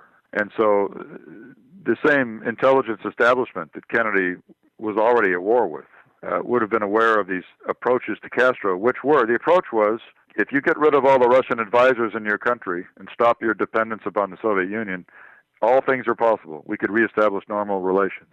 All you have to do is kick out the Russians. It was a pretty far-sighted, far-seeing concept. Of course, it never came to pass because Kennedy was assassinated. So all these things that were happening in 1963, including the planned withdrawal from Vietnam, were things that would have been the final straw, as it were, to the hawks in the government all over the place. The hawks in the intelligence community, the civilian hawks in the Pentagon and in the State Department, and the admirals and generals in the Pentagon, all of these people who wanted war for 3 years. And, of course, the one thing I haven't covered yet, which Jim Douglas covers so well in his book, JFK and the Unspeakable, is Kennedy was lectured on the advantages of doing a preemptive first strike on the Soviet Union. He was lectured on the possibility in 1961 and again in 1963. We can nuke these guys. We have such a tremendous superiority over them in nuclear weapons. We can wipe them out in a first strike and get rid of our adversary forever. And, he rejected that twice. He rejected it in 61 and again in 63. So that's what these latest essays are about, Len. They're about the why. I view the assassination as being driven by foreign policy of a president who stood up to the consensus desires of the establishment at the height of the Cold War. and who wanted to end the Cold War and who chose peace over war and did not want to give these people what they wanted, which were victories on the battlefield. These people were very frustrated by the Korean War and how it had ended in stalemate, and they were even more frustrated by the Bay of Pigs and by Kennedy's decision not to invade Cuba during the missile crisis. So, And then, pulling out of Vietnam, the final straw. yeah, I'm sure it was. That and the peace speech were probably the final straw. By the time they learned about his approaches to Castro, his secret approaches to Castro in September and October, the assassination plot was already long ago in motion.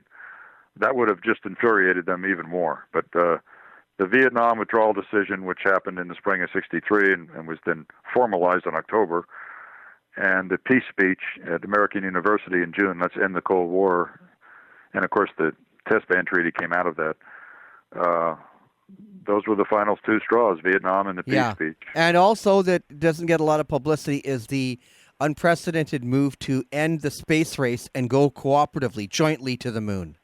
That's correct. And I'm a space buff, and I love the Apollo space program. I'm a historian of the Apollo program. I have every book that you could ever purchase about it, every piece of film. And I didn't know about that until I saw Oliver Stone's movie. And so I said to myself, I got to check this out. I don't know if that's true or not. And it is true. Kennedy went before the United Nations in September of 1963. And he proposed, instead of having a race, why don't we go to the moon together, the Russians and the Americans? And not only did he make a speech about it in the United Nations, but he issued a National Security Action Memorandum to the head of NASA, James Webb. Now, I'm doing this from memory. As I recall, I believe that NSAM to the head of NASA went out in early November '63, but it ordered Webb.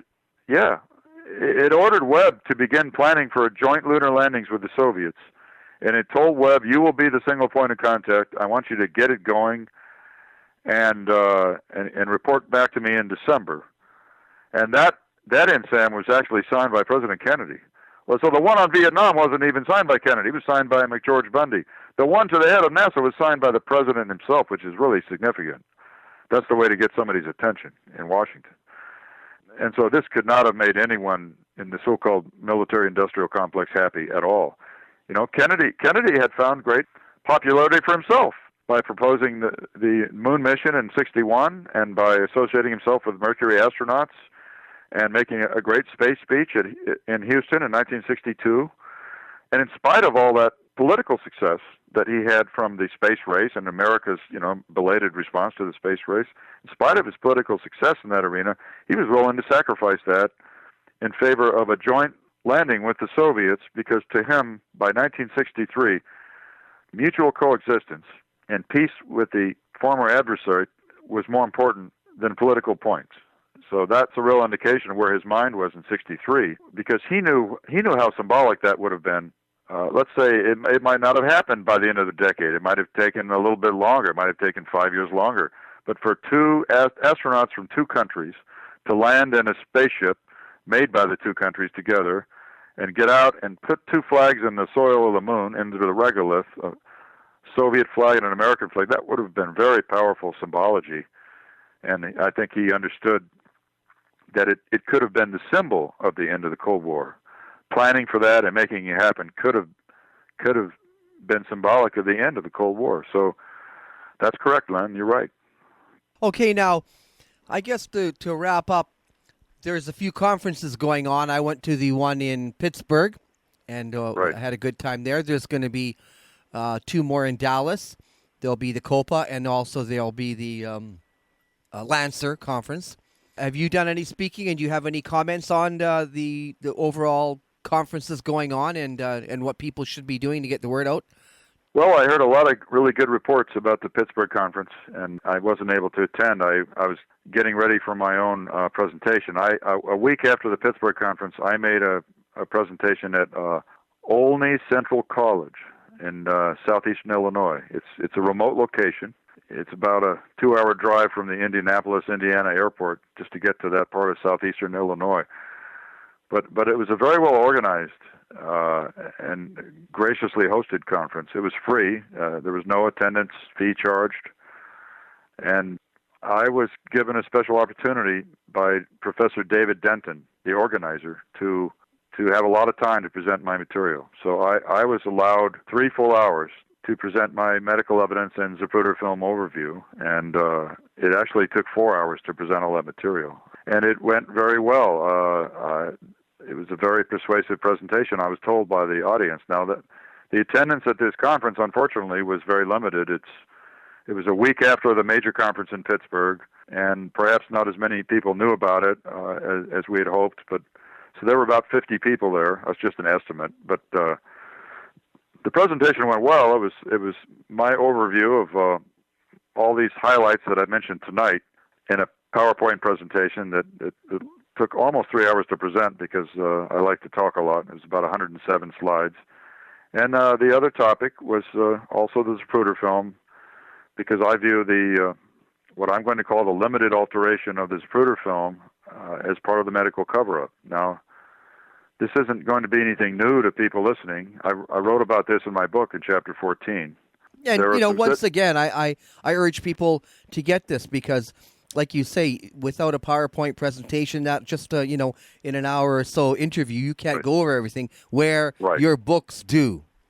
Right. I would encourage people to look at chapter 14, and I would say this. I would say this to people rather than spend another hour talking about details of images that I can't present on the phone. I want to ask people some rhetorical questions and have them start thinking about it. If you're a JFK, here are my questions for the audience. If you're a JFK researcher and you believe the Dallas doctors and nurses, if you believe the 26 Dallas doctors and nurses who said there was a blowout in the right rear of President Kennedy's head, what was clearly an exit wound the size of a fist or a baseball, if you believe that they're truthful, then doesn't it trouble you that you don't see that in the Zapruder film? It should trouble you. If you believe Audrey Bell, the nurse, head operating room nurse, and Dr. Crenshaw, third-year resident, if you believe Bell and Crenshaw and the other Dallas doctors that they did not see any damage to the top of President Kennedy's head at Parkland Hospital, and that they did not see any damage to the right side of his head when he was treated, and you do see that in the Zapruder film, doesn't that bother you? It should bother you. It should bother you a lot. But what should bother you the most is the fact that you don't see this big blowout they saw in the right rear of the president's head at Parkland. You don't see that in the Zapruder film. So yes, as I explain in my book, I'm convinced that the right rear of President Kennedy's head has been crudely blacked out by animation. It's a poorly done alteration. It's now been exposed by modern technology, by high-definition scans of a duplicate negative of the Zapruder film that's been purchased from the National Archives by some researchers in California. That's, by the way, I just want to say one thing about this. It's an ongoing scientific investigation. It's not completed. The investigation is gaining great momentum at this time, tremendous momentum, and making tremendous progress. And soon the whole world will be able to see these images that I'm talking about. All I would say to people is stay tuned, and read chapter 14. You know, Len, I'd like to make a few more remarks about the Zapruder film at this time. For 3 decades, I believed the Zapruder film was authentic myself, and it was the natural thing to believe. I mean, after all, the film was suppressed as a motion picture for 12 years by Life magazine. And when Robert Groden performed his heroic act and liberated the film on national television in 1975, and we saw evidence of conspiracy in the film, namely the JFK moving rapidly back into the left as if struck by a frontal shot or shots, and also the timing problem in the film, the timing problem where 2 men are hit by bullets, far enough apart in time that it clearly could not have been from the same shot. So because of this apparent evidence of conspiracy in the film and the fact that it was suppressed for 12 years as a motion picture, the natural conclusion reached by everybody was, of course it's authentic, and this is why they wouldn't let us see it for 12 years. That was the natural way to think. But I just want to tell everybody that this new research endeavor, this scientific investigation of the high-definition scans of the Zapruder film going on the West Coast in Hollywood is a game changer. Now, my friends in California who are doing this research graciously brought me in as a partner and allowed me to write about it in my book in Chapter 14. So the world became aware of this research in 2009. And, of course, at that time, it wasn't anywhere close to being completed.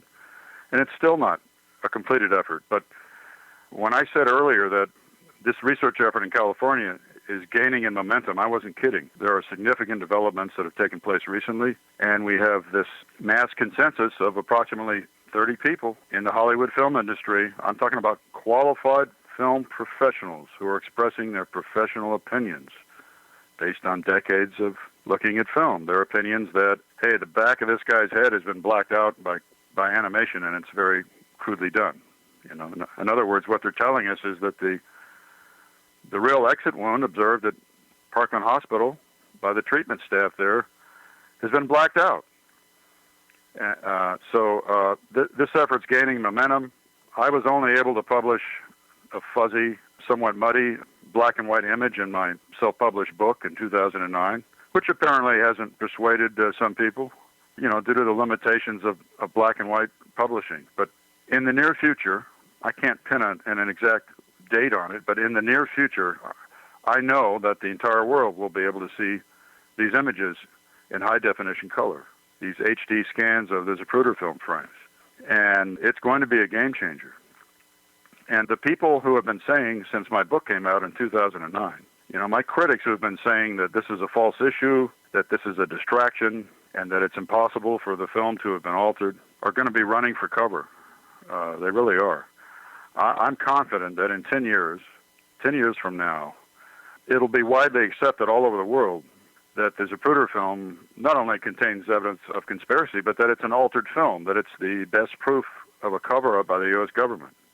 This change in the way we think about the film may take place much sooner than that. It may take place within 5 years.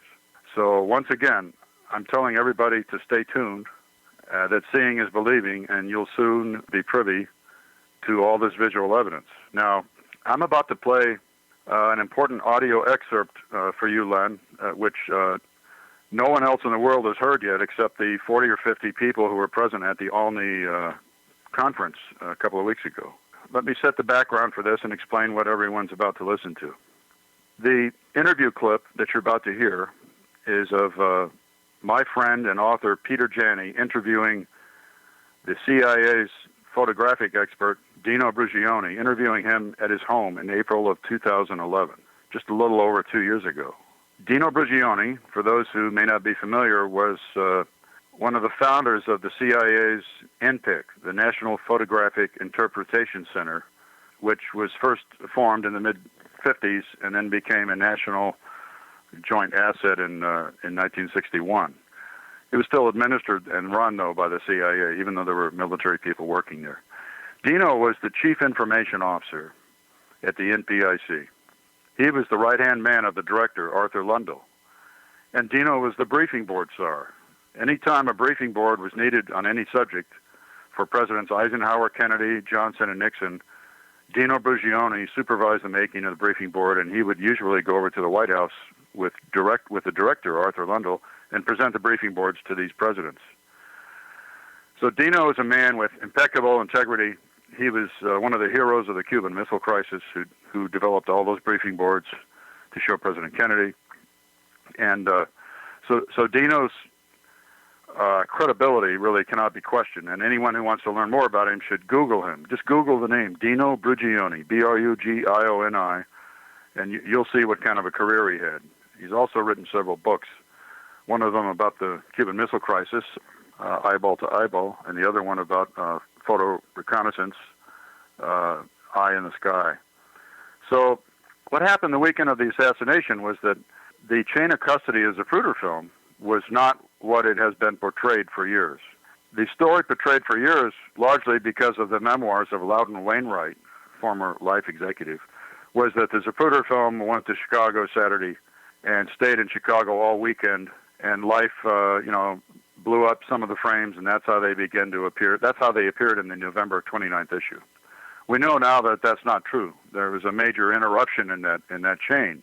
We know that Dick Stolley put the Zapruder film, the original, on an airplane to Chicago on Saturday afternoon. It left Dallas Saturday afternoon and went to Chicago.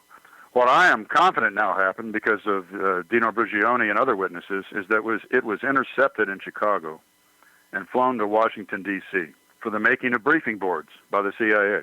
And these briefing boards were simply, consisted of blow-ups of individual frames into prints, and the pasting of the prints on briefing board stock with certain information so that the officials of the government could be briefed on what the film showed.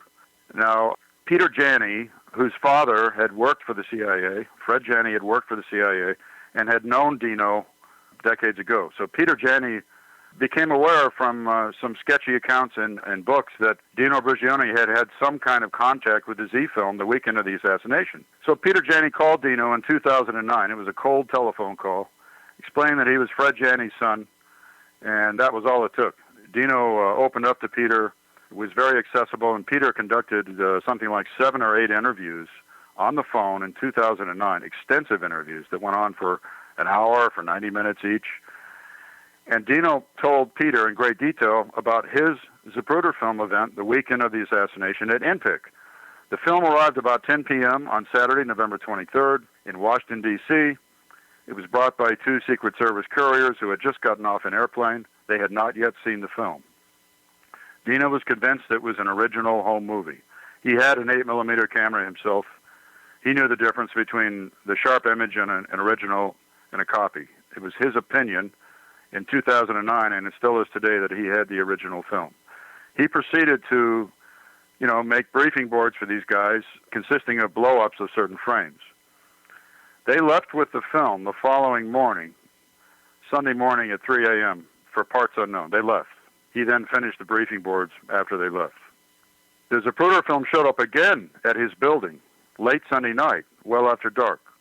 But it wasn't shown to Dino. A completely different work crew was called in, completely different people. They were shown as a Zapruder film. They also made briefing boards with blow-ups from the film. And it's my conclusion today that this second event at NPIC, the second briefing board event, 24 hours after the first one, was an altered Zapruder film. It had been sanitized and altered. One of those briefing board sets survives from event number 2. Event number 2, the surviving evidence is 4 briefing board panels that are in the National Archives today. You can go see them. They mount 28 prints. And those prints are identical with the images in the film as we know it today. That's why I'm convinced that that second event was a sanitized film. By the way, Dino saw an 8mm film, which is what it had been slit to in Dallas when it was developed the day before. And they had to go out and buy an 8mm projector Saturday night just to show the thing. The next night when the film showed up, it was an unslit 16mm wide double 8 film that had not yet been slit or split down the middle, which led Homer McMahon, who was in charge of the second event, believed that it was a camera original. Problem is, the Secret Service agent who brought it to him said it was developed in Rochester at Kodak headquarters at a lab with a top-secret code name called Hawkeye Works. So there's a serious problem here. That tells us where the film went at 3 a.m. Saturday morning when the 2 agents left with it. When they left Dino at 3 a.m. with the film, that means they went to Hawkeye Works. I've done a timeline, and I've concluded that there were 12 to 14 hours probably, 12 to 14 hours to work on the film and alter the film. And that it probably came back, I'm estimating, about 9 p.m., 9 or 10 p.m. Sunday night, well after dark. And so then event number 2, briefing board event number 2 took place. Those people were forbidden to ever discuss what they had done with anyone, including their own supervisors. So this is the background, this is the important background for what I'm about to play for your audience. Dino Brugione, in this conversation 2 years ago, is being shown the head explosion frame 313, by Peter Janney in person for the first time. They had discussed, his making of his own briefing boards in 2009 over 7 or 8 different interviews. Peter finally became intrigued by Dino's constant reference to seeing President Kennedy's brains fly through the air. He wanted to know exactly what Dino meant by that. So Peter Janney went down to where Dino lives in Virginia and took with him a laptop and a good image of frame 313. And he showed Dino the image of frame 313 and explained that it was the only frame in the film that showed the head explosion in a graphic way. And you're about to hear Dino's reaction. Now, What you're about to hear is Dino Brigioni saying that, no way, this is not the explosion I saw. The explosion I saw in the film I examined Saturday night was enormous. It was much bigger than this one. It was higher in the air, and that it had to be many more frames than one frame. So without any further ado, let me play the 4.5-minute excerpt. This is history-making stuff. Extant film, this is the only frame where you had any indication of, his brains exploding. Oh, it went into the air. I remember it went in the air. Was it more than one frame? It would have to have been, wouldn't it? Oh, yeah. Huh? Oh, yeah. Yeah. See, there's only one frame on the entire Zapruder film, frame 313, that gives any indication about it was in the. I remember it was in the sky. Yeah, but you see that's the only frame. It's just one frame. Now we go up to 635, 335, but let's go back to 313. Okay, that's the. There's no 314. Yeah, there is a 314, but it has none of this. Pink haze, blood water. No, I remember all of us being shocked. And was it going out the back when you saw it? It was going out front. It was going out the front. Going up. Up. Okay. But was it leaving a trail in the rear? No, it was straight up. Uh-huh. I remember. But if that event took place, wouldn't you suspect to see it on more than one frame? Oh, yeah. Yeah. And because you're shooting, 18 frames per second? Isn't that what that camera did? There should have been more than one frame. Yeah, right. There should have been. Because here now is a picture. No doubt in my mind, and I remember all of us being shocked because I thought the spray was say 3 or 4 feet from his head. Uh-huh. Up in the air? Yeah. Uh-huh. Well, see, here we are again. I want to just have you look at this one more time. So, what I saw was more than that. This is frame 313. So you saw more pink mist going up, straight up. What I remember it was like right here, but high. Uh-huh. It wasn't low. It was high. Uh-huh.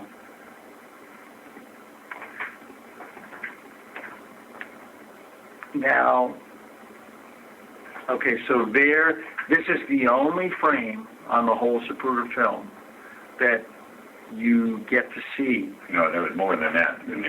So you're saying there was more than one frame, for sure. How many frames do you think there would be? I don't know, but all I know is that we were shocked when we saw it. Right. For nearly 50 years. Well, now did they claim that if you go down to the archives, for the Zapruder film, they claim that that's the true one? That's the true one, right. The frames that we just looked at. No, you're shaking your head. That's not the true one, is it? Is that what you mean? I say the one that I saw, man, his head, it was way high off of his head. Yeah, the debris. And I can't imagine that there would only be one frame. Right. That's it, right there. Because that film, I remember looking at the film, and I remember how shocked we were. All of us that were there were shocked. And you wouldn't have, there couldn't have been that much of a shock if there was just one frame, right? That would have gone by pretty quickly. No, that's right. Right? Yeah. So this is a pretty dramatic event that lasted probably 2 or 3 seconds at least, right? Yeah. Yeah. And it was more than just what I saw was more than what you had there. Okay, Len, so that concludes the extended audio excerpt, and I'd like to explain to your audience that Peter and I did an extended high-definition video interview of Dino Brigioni a few months later in July 2011. And I was allowed to conduct that interview. It's like 4 hours and 15 minutes long. And in that interview, Dino not only repeated the statement that he saw a very different head explosion than exists in the film today, but he also told me that the huge cloud of spray, the explosion, which was so large, was not red or pink at all, that it was white. It was completely white, and that he did not recall any pink or red explosion like we see in frame 313 today. So you see, the significance of this is that you now have a consensus, a very strong consensus by film professionals in Hollywood that the Zapruder film is an altered film in which the back of the head has been crudely blacked out. And now you have an eyewitness to the original unaltered film on Saturday, the day after the assassination, who says he saw a completely different head explosion in the film than we see today, a much larger head explosion. Now, Dino didn't say what Peter and I expected him to say. We kind of expected him to say that he saw exit debris traveling to the left rear of the president in the film. That's not what he recalled. He recalled simply an enormous explosion that went 3 or 4 feet into the air. But the point is, he remembered a different explosion than we have in the film in the archives today. It's a significant interview, which he repeated later on video a couple of months later. So I'm gonna wrap up these Zapruder film comments by saying this to your listeners. If you want to, you can go to JFK Lancer in November, later this month, and you can hear a retired Kodak film chemist, Raleigh Zavada. You can hear him tell you how it was theoretically impossible to alter the Zapruder film. And he's going to tell you that it wasn't possible and that I'm wrong. And you can go listen to that if you want, but I would say you'd better keep an open mind, because what are you going to trust? Somebody who says something was impossible, or 30 other people, plus one more, Dino Brigioni, who says, I saw evidence that it has happened. So I'm dealing with the facts on the ground and what new technology today, new digital technology, is showing us in the individual film frames. And Mr. Zavada is dealing with something that he says is theoretically impossible. So everybody who's skeptical should keep an open mind and wait until you hear the rest of the story in a few months' time, because it'll be evidence that everyone in the world can watch and evaluate on their own. Mr. Zavada, I'll conclude with this. Mr. Zavada contacted Professor Raymond Fielding, I believe in 2006, who was the author of the first film textbook about visual effects in Hollywood. The name of the book was The Technique of Special Effects in Cinematography, and it was first published in 1965 by Raymond Fielding. So Raleigh asked Fielding, without showing him any of these images, of course, he didn't have these images that they have in Hollywood today, but he asked Fielding if he thought that the 8mm Zapruder film could have been altered. And in 2006, apparently, Professor Fielding told Raleigh that if that film had been altered with the technology of the day, that it would not survive professional scrutiny. That's a very important statement. I agree with that, because what we have now is not only a witness that the head explosion was vastly different than we see, that's Dino Brigioni, but we have the film undergoing professional evaluation in Hollywood the last 3.5 to 4 years, and it has not survived professional scrutiny. It has not survived at all. The whistle's been blown on the crude alteration of this film. So I think that's enough on that subject for today, but hopefully your listeners will be interested enough to stay tuned on this issue. Thank you. Okay, Doug, I have a question about that. Yeah. Are you able to discuss at all the when you say crude alteration? I mean, in this whole topic of the Zapruder film, I'm not exactly clear on there. I mean, I know there's other people who claim, almost that the thing is a cartoon, and I guess I don't agree with them. So what I'm asking though is that you're saying that they would have blown up each individual frame, done. Oh, I can give you a few more words on what I'm talking about if you want. Yeah, go ahead. Explain. So, okay. When I use the term crude alteration, I'm talking about crude animation performed with the technique known in Professor Fielding's textbook as aerial imaging. Aerial imaging uses an optical printer, a modified optical printer, with an animation stand rigged in the middle of it. And the original film frame is projected up through condenser lenses, and you can see it frame by frame. And all the artist has to do is put an acetate cell over the top of the animation stand, draw whatever animation he wants to draw on top of the image of the original frame, because he's drawing on the animation cell, a clear piece of acetate. And then each frame that's altered is rephotographed from above in a process camera. So I say crude in the sense that the blacking out of the back of JFK's head after the headshots was good enough to pass on an 8mm film projected on a flimsy movie screen back in 1963. It's not good enough to withstand the scrutiny today of a 6K scan, which is 13.8 times the resolution of your HD TV screen. It's not good enough to withstand that kind of digital examination today and that kind of resolution today when viewed on a high-resolution monitor. It was good enough to fool people when they're watching a home movie in '63 on a flimsy screen. It's not good enough to fool people today studying each frame on an HD monitor. And so when I say crude, what I'm talking about is the quality of the animation on the back of JFK's head was crudely done.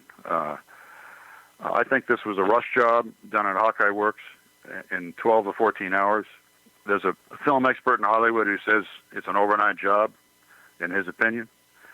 I believe that the things that are missing from the film are the turn from Houston to Elm Street. I believe exit debris leaving the back of the head has been removed. Traveling to the left ear has been removed, because everybody in Dealey Plaza saw that. I believe this enormous head explosion that Dino Brucioni talks about has been removed, and the car stop has been removed. That's about all I'm willing to subscribe to in the way of alteration. I do not believe the film is a complete fabrication. I don't subscribe to that hypothesis at all. Other people do. I don't. Your interview's with me, so I'm expressing my opinion, and I'm not going to apologize for it. I believe that this was a rush job, a very hurried alteration, because the people doing it did not know what investigations were coming down the line. This was before the Warren Commission was established. They probably thought there'd be congressional investigations, there'd be an FBI investigation, and a Texas inquest. They thought all these things were going to happen, and they were in a great hurry. So they did something that was good enough, but not good enough to show on a movie screen once or twice to somebody, but not good enough to study frame by frame. And I think their alterations have now been exposed. So if someone wants to read about aerial imaging, they can read Professor Fielding's textbook. I ordered a used copy on the internet. Anyone else can do that. It's a 1965 textbook by Raymond Fielding. And you can read about traveling mats and aerial imaging. So I believe that an aerial optical printer was used to perform step printing, the removal of frames, and aerial imaging, animation, the alteration of some frames. The blacking out of the back of the head does not necessarily mean that the head snap is false or that the timing problem in the film is invalid. I mean, it might or it might not, but it doesn't necessarily invalidate those other proofs of conspiracy. But what the blacking out of the back of the head does do is that it proves a massive U.S. government cover-up in a way that's undeniable, that the man in the street can understand, and even in a way that reluctant mainstream historians can understand. And this is going to be, this scientific study that's underway is going to be a paradigm-changing event in how we view the film. And like I said, within 5 to 10 years, everyone will be saying, well, of course the film's been altered. We all know that now. That's the way everybody's going to be talking in 5 to 10 years. I just would say to everyone, keep an open mind and stay tuned. Now, at what volume will we find Chapter 14? Because I understand on Amazon you can buy them one at a time. Yeah, Volume 4. Volume 4 is my overview of what really happened at the autopsy and my Zapruder film chapter. So, Good. Okay, Volume 4, everyone. Yeah, the book was intended to be read in sequence, but if you don't have time to read 5 volumes and you wanted to just read about my summary conclusions of what happened at Bethesda and read about the Zapruder film and some of the new research with that, you can read Volume 4, right? Okay, Doug. Well, we've covered a lot. I could probably speak for another 3 hours, but we'll call it an interview for now. As before we just leave, though, is there any other item that you wanted to bring up or anything noteworthy that we should discuss just before that, then? I'd like to speak just briefly about a new witness that came forward about 3 years ago. In 2010, a year after my book came out, I was contacted by someone who said he had been shown an autopsy transparency by his college professor in 1982. It was the winter of 82 or early, it was the late 82 or early 83. This person was a student then at the Rochester Institute of Technology in New York. He was a photography student. He described seeing it, an image of the president after death in this transparency that he was shown. That it clearly indicates it was a photograph that's not in the collection today, because he said it showed an entrance wound very high in the right forehead, high above the right eye in the hairline. And it showed some tampering with the tracheotomy in the throat, which is very different from the autopsy pictures we have today, which show the autopsy photos today show a huge gash in the throat, a huge horizontal gash. In the image he was shown, there was a small horizontal slit, like the original horizontal incision, and there was a vertical slit at 90 degrees from that was actually longer than the horizontal slit, and 4 flaps of skin that were peeled back in the photo. So it was an earlier stage of tampering with the tracheostomy before it was turned into a huge gash. But the entrance wound in the forehead was of even more interest, and the reason it's of interest is that 2 other witnesses, Dennis David, Navy Petty Officer Dennis David, who was a first-class corpsman in '63, and Joe O'Donnell, a USIA photographer at the White House, they were both shown post-mortem photographs of President Kennedy the week following his death that showed such a bullet hole high in the right forehead, an entry wound, about the size of a dime, okay? So this is the 3rd witness that had come forward and seen such a thing. So I've spent 3 years off and on interviewing and re-interviewing this witness. He knows he possesses taboo knowledge. He wants people to know about it. And at the same time, he's concerned because he's an imaging specialist at one of the NASA centers. I'm not going to give you his name. He doesn't want his name released. I'm going to honor his desire for confidentiality. But I've had 3 years to assess his credibility, and I even asked him to send me a sealed transcript. I had the universities mail me, he had the university mail me a sealed transcript of his college matriculation. And it confirmed the 2 degrees that he said he had obtained, and it confirmed the attendance at that university, RIT, and everything else. And the thing that's so disturbing to me is that he was shown this autopsy image and another image, which was probably satellite intelligence photography of an airfield with airplanes on it, as part of a recruiting pitch. People were trying to recruit him to come and work for the government in a highly classified photographic arena. And it was a stranger from out of town that brought the photographs, and the other person was one of his professors. And the professor's name was Professor David Hazy. Now, Professor David Hazy was one of 2 co-authors of an HSCA report on the Oswald backyard photographs. So, I mean, think about this. You got an outstanding student in your photography class. You're trying to recruit him to do intelligence work with photography for the government. You show him an autopsy photograph that's never been seen by anyone else, that's not in the official collection. and your name is David Hazy, and you're the co-author of a report for Robert Blakey that says the backyard photos of Oswald are authentic. The whole thing stinks 10 miles off. So this fellow David Hazy had some special access to some material that the rest of us are not allowed to see. And it was used to try to recruit this young man who they knew, Professor David Hazy knew he had an interest in the assassination. He already knew that. So the student ended up not taking the job that was offered to him. But this event has always bothered him quite a bit, and it's my conclusion that he's telling the truth, and I can only hope that one day he'll come out and reveal his name. But look, he has a top secret clearance at a NASA center. I'm not going to tell you what center. I'm not going to tell you whether he's civil service or contractor. But I believe this guy, and he finally did what I asked him to do. And this is the end of my story here.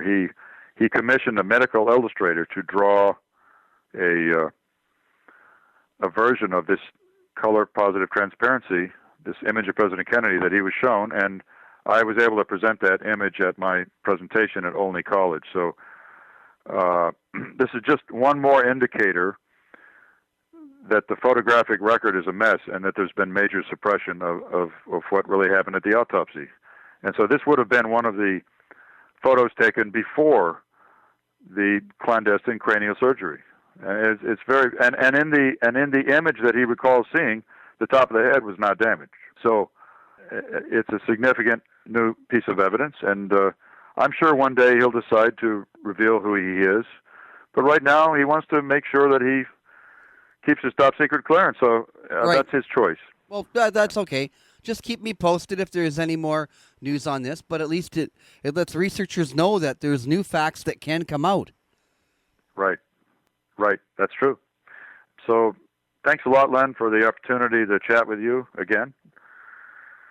You know, the story of what happened at Bethesda is a complicated story, and you have, if you really want to understand the whole thing, you need to read volumes 1 through 4. If you want the summary, you can read volume 4, but I lay a lot of foundation in my book. I start off with long chapters about autopsy photography and all the problems, and then autopsy x-rays and all the problems, and then I revisit those subjects later, and then I write a conclusion. And then in between all that, I talk about the depositions we took of the 3 pathologists, and what did they tell the Warren Commission, what did they tell the House Committee, what did they tell us, what did the other witnesses at the autopsy see and hear.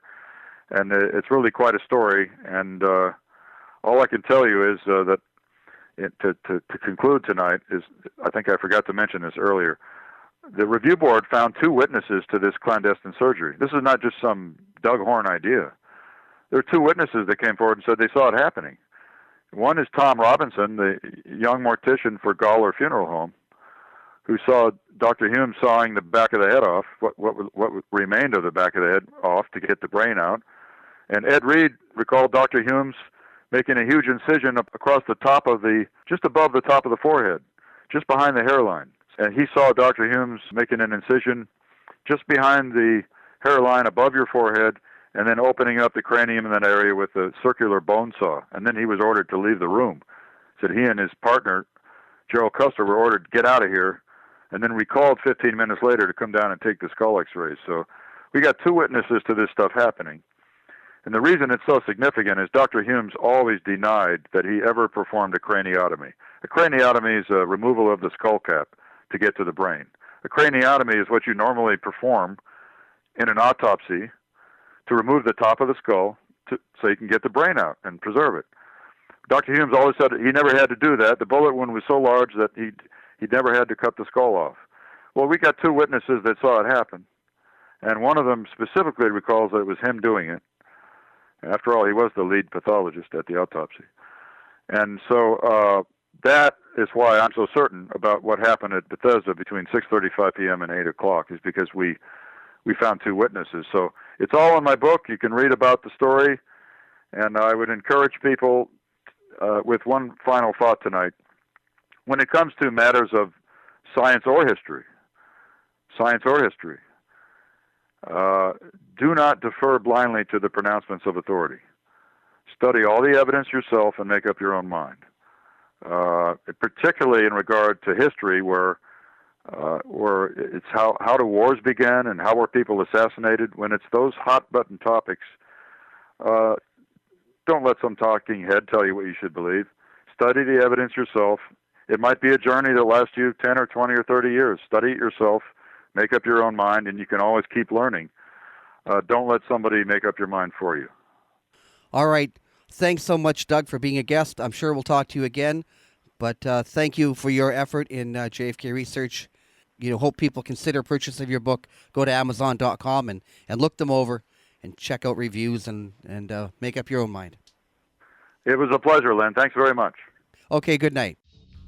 JFKLancer.com presents November in Dallas 2013, a historical research conference focusing on expertise in political and intelligence history of the 1960s, specifically effective archival and document work and how it applies to the assassination of President John F. Kennedy. November in Dallas 2013, a 4-day conference features exciting exploratory and educational presentations on what has been learned from newer research into forensics, ballistics, and crime scene evidence in general. The theme will be, it's time to take another look at evidence as we know it today, not as the Warren Commission knew it in 1964. Historians, researchers, students, educators, and general public are encouraged to attend. JFK Lancer's November in Dallas 2013. For a complete list of speakers, presentations, and more information about the conference, contact Deborah Conway at the website jfklancer.com. On the 50th observance of the death of JFK, Santa Barbara is the place to be. Dallas will be locked down tighter than a drum. The cutting edge of JFK research will be in Santa Barbara. This is an event you don't want to miss. Phil Nelson on the pivotal role of LBJ, John Hankey on George Herbert Walker Bush and his hit team, Peter Janney on Mary Meyer and her diary, Ralph Cinque on The Man in the Doorway, Larry Rivera on Buell Wesley Fraser, Judith Baker on Lee and Me in New Orleans, Jim Fetzer on the Assassination of America. This is an event you don't want to miss. Go to JFK 50th, the keys to understanding his assassination on Veterans Today for more. Be there.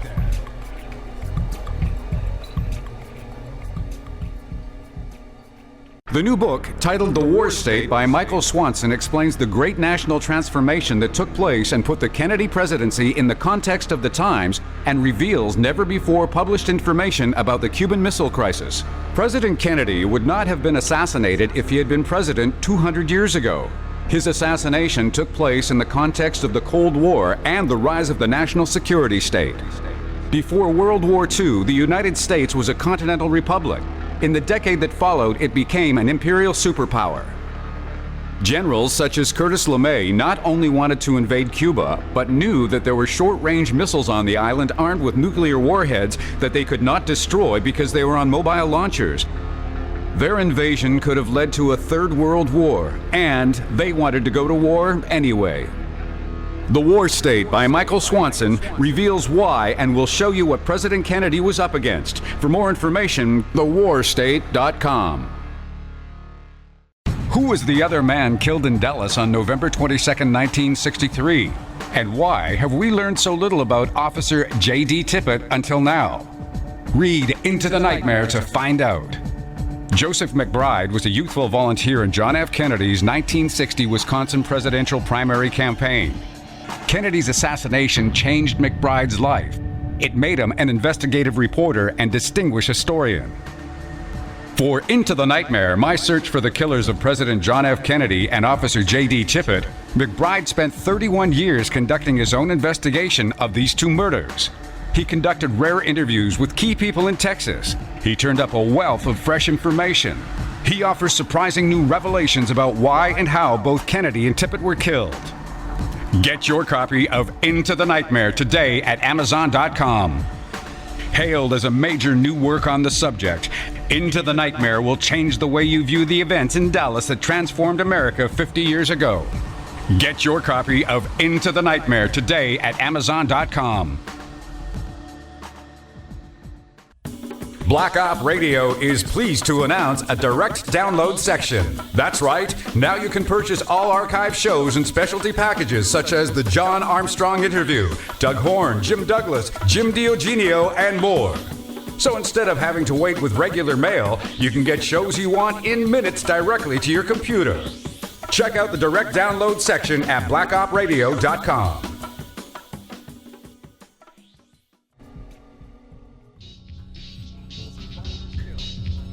25 years in the making. Finally, a book that tells the whole story about the Secret Service and their colossal failure in Dallas when JFK was assassinated. Survivor's Guilt, The Secret Service and the Failure to Protect President Kennedy by Vince Palomera is a tremendously detailed and documented expose of the Secret Service and the actions that led to the death of President John F. Kennedy on November 22, 1963. Author Vince Palomera interviewed over 70 former agents, White House aides, and surviving family members for this unprecedented look at the murder of the 35th president. The results are alarming. Survivor's Guilt, The Secret Service and the Failure to Protect President Kennedy by Vince Palomera, available September 1st, 2013, online and in finer bookstores worldwide. You will never look at the assassination the same way again.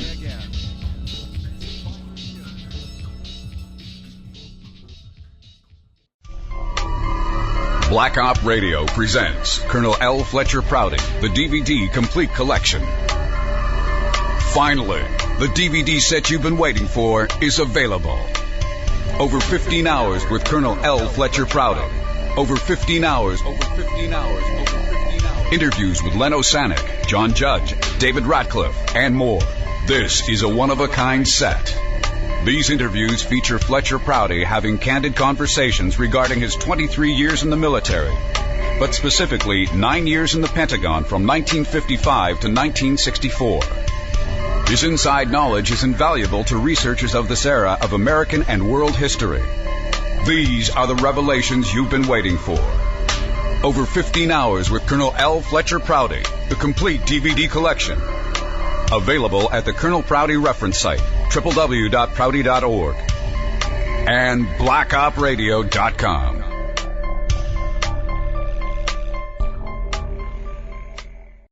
We can now say, with moral certainty and considerable scientific authority, that the death of JFK was committed by a meticulously executed conspiracy which was obscured by an extensive cover-up. Murder in Dealey Plaza, edited by James Fetzer, goes to the heart of the JFK assassination. You'll read new and up-to-date information regarding the Secret Service, the Lincoln limousine, the medical evidence, the cover-up, altering the film, framing the patsy, and the silent historians. Also, 16 smoking guns, each one crushing the government's lone assassin scenario. A world-class chronology of November 22nd, 1963. Chapters by David W. Mantic, Gary Aguilar, Vincent Palomera, Douglas Weldon, Jack White, Ira David Wood III, James H. Fetzer, Doug Horne, and a classic essay by Bertrand Russell. The complete story in the pages of one single book, edited by James H. Fetzer. Read it now, read it again. You'll use it as a reference. Murder in Dealey Plaza. Available at Amazon.com and major bookstores around the world. It's murder.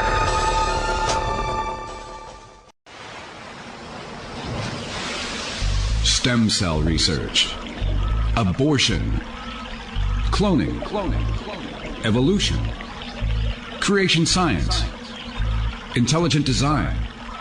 These are hot button issues today. Religion and science, morality and government, corporations and fascism. If you want to know what's happening to this nation this very day, then you won't want to miss Render Unto Darwin. After 35 years of teaching logic, critical thinking, and scientific reasoning, Jim Fetzer offers a critique of the Christian rights crusade against science. If you want to understand the issues, if you want to be informed, this is a book you won't want to miss. Render Unto Darwin, at Amazon.com and the major bookstores. Render Unto Darwin.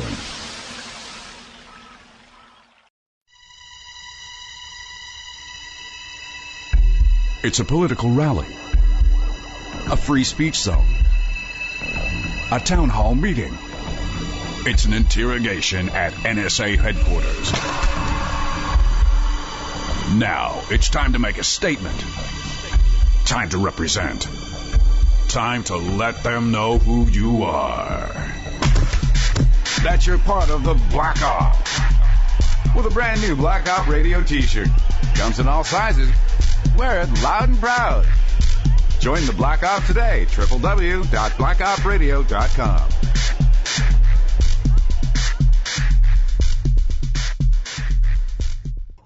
If you believe there's more to the JFK assassination and the mystery surrounding the CIA and its covert operations, you're not alone. Meet the man Oliver Stone called X in the epic motion picture JFK. Colonel L. Fletcher Prouty comes forward with never-before-seen or heard documentation and information about JFK, the Vietnam War, the CIA, and more on a brand-new CD-ROM. The collected works of Colonel L. Fletcher Prouty is an incredible offer not to be missed. For a limited time only, find the answers surrounding these issues and more with the collected works of Colonel L. Fletcher Prouty. Or visit the Colonel Prouty reference site on the World Wide Web, the collected works of Colonel L. Fletcher Prouty.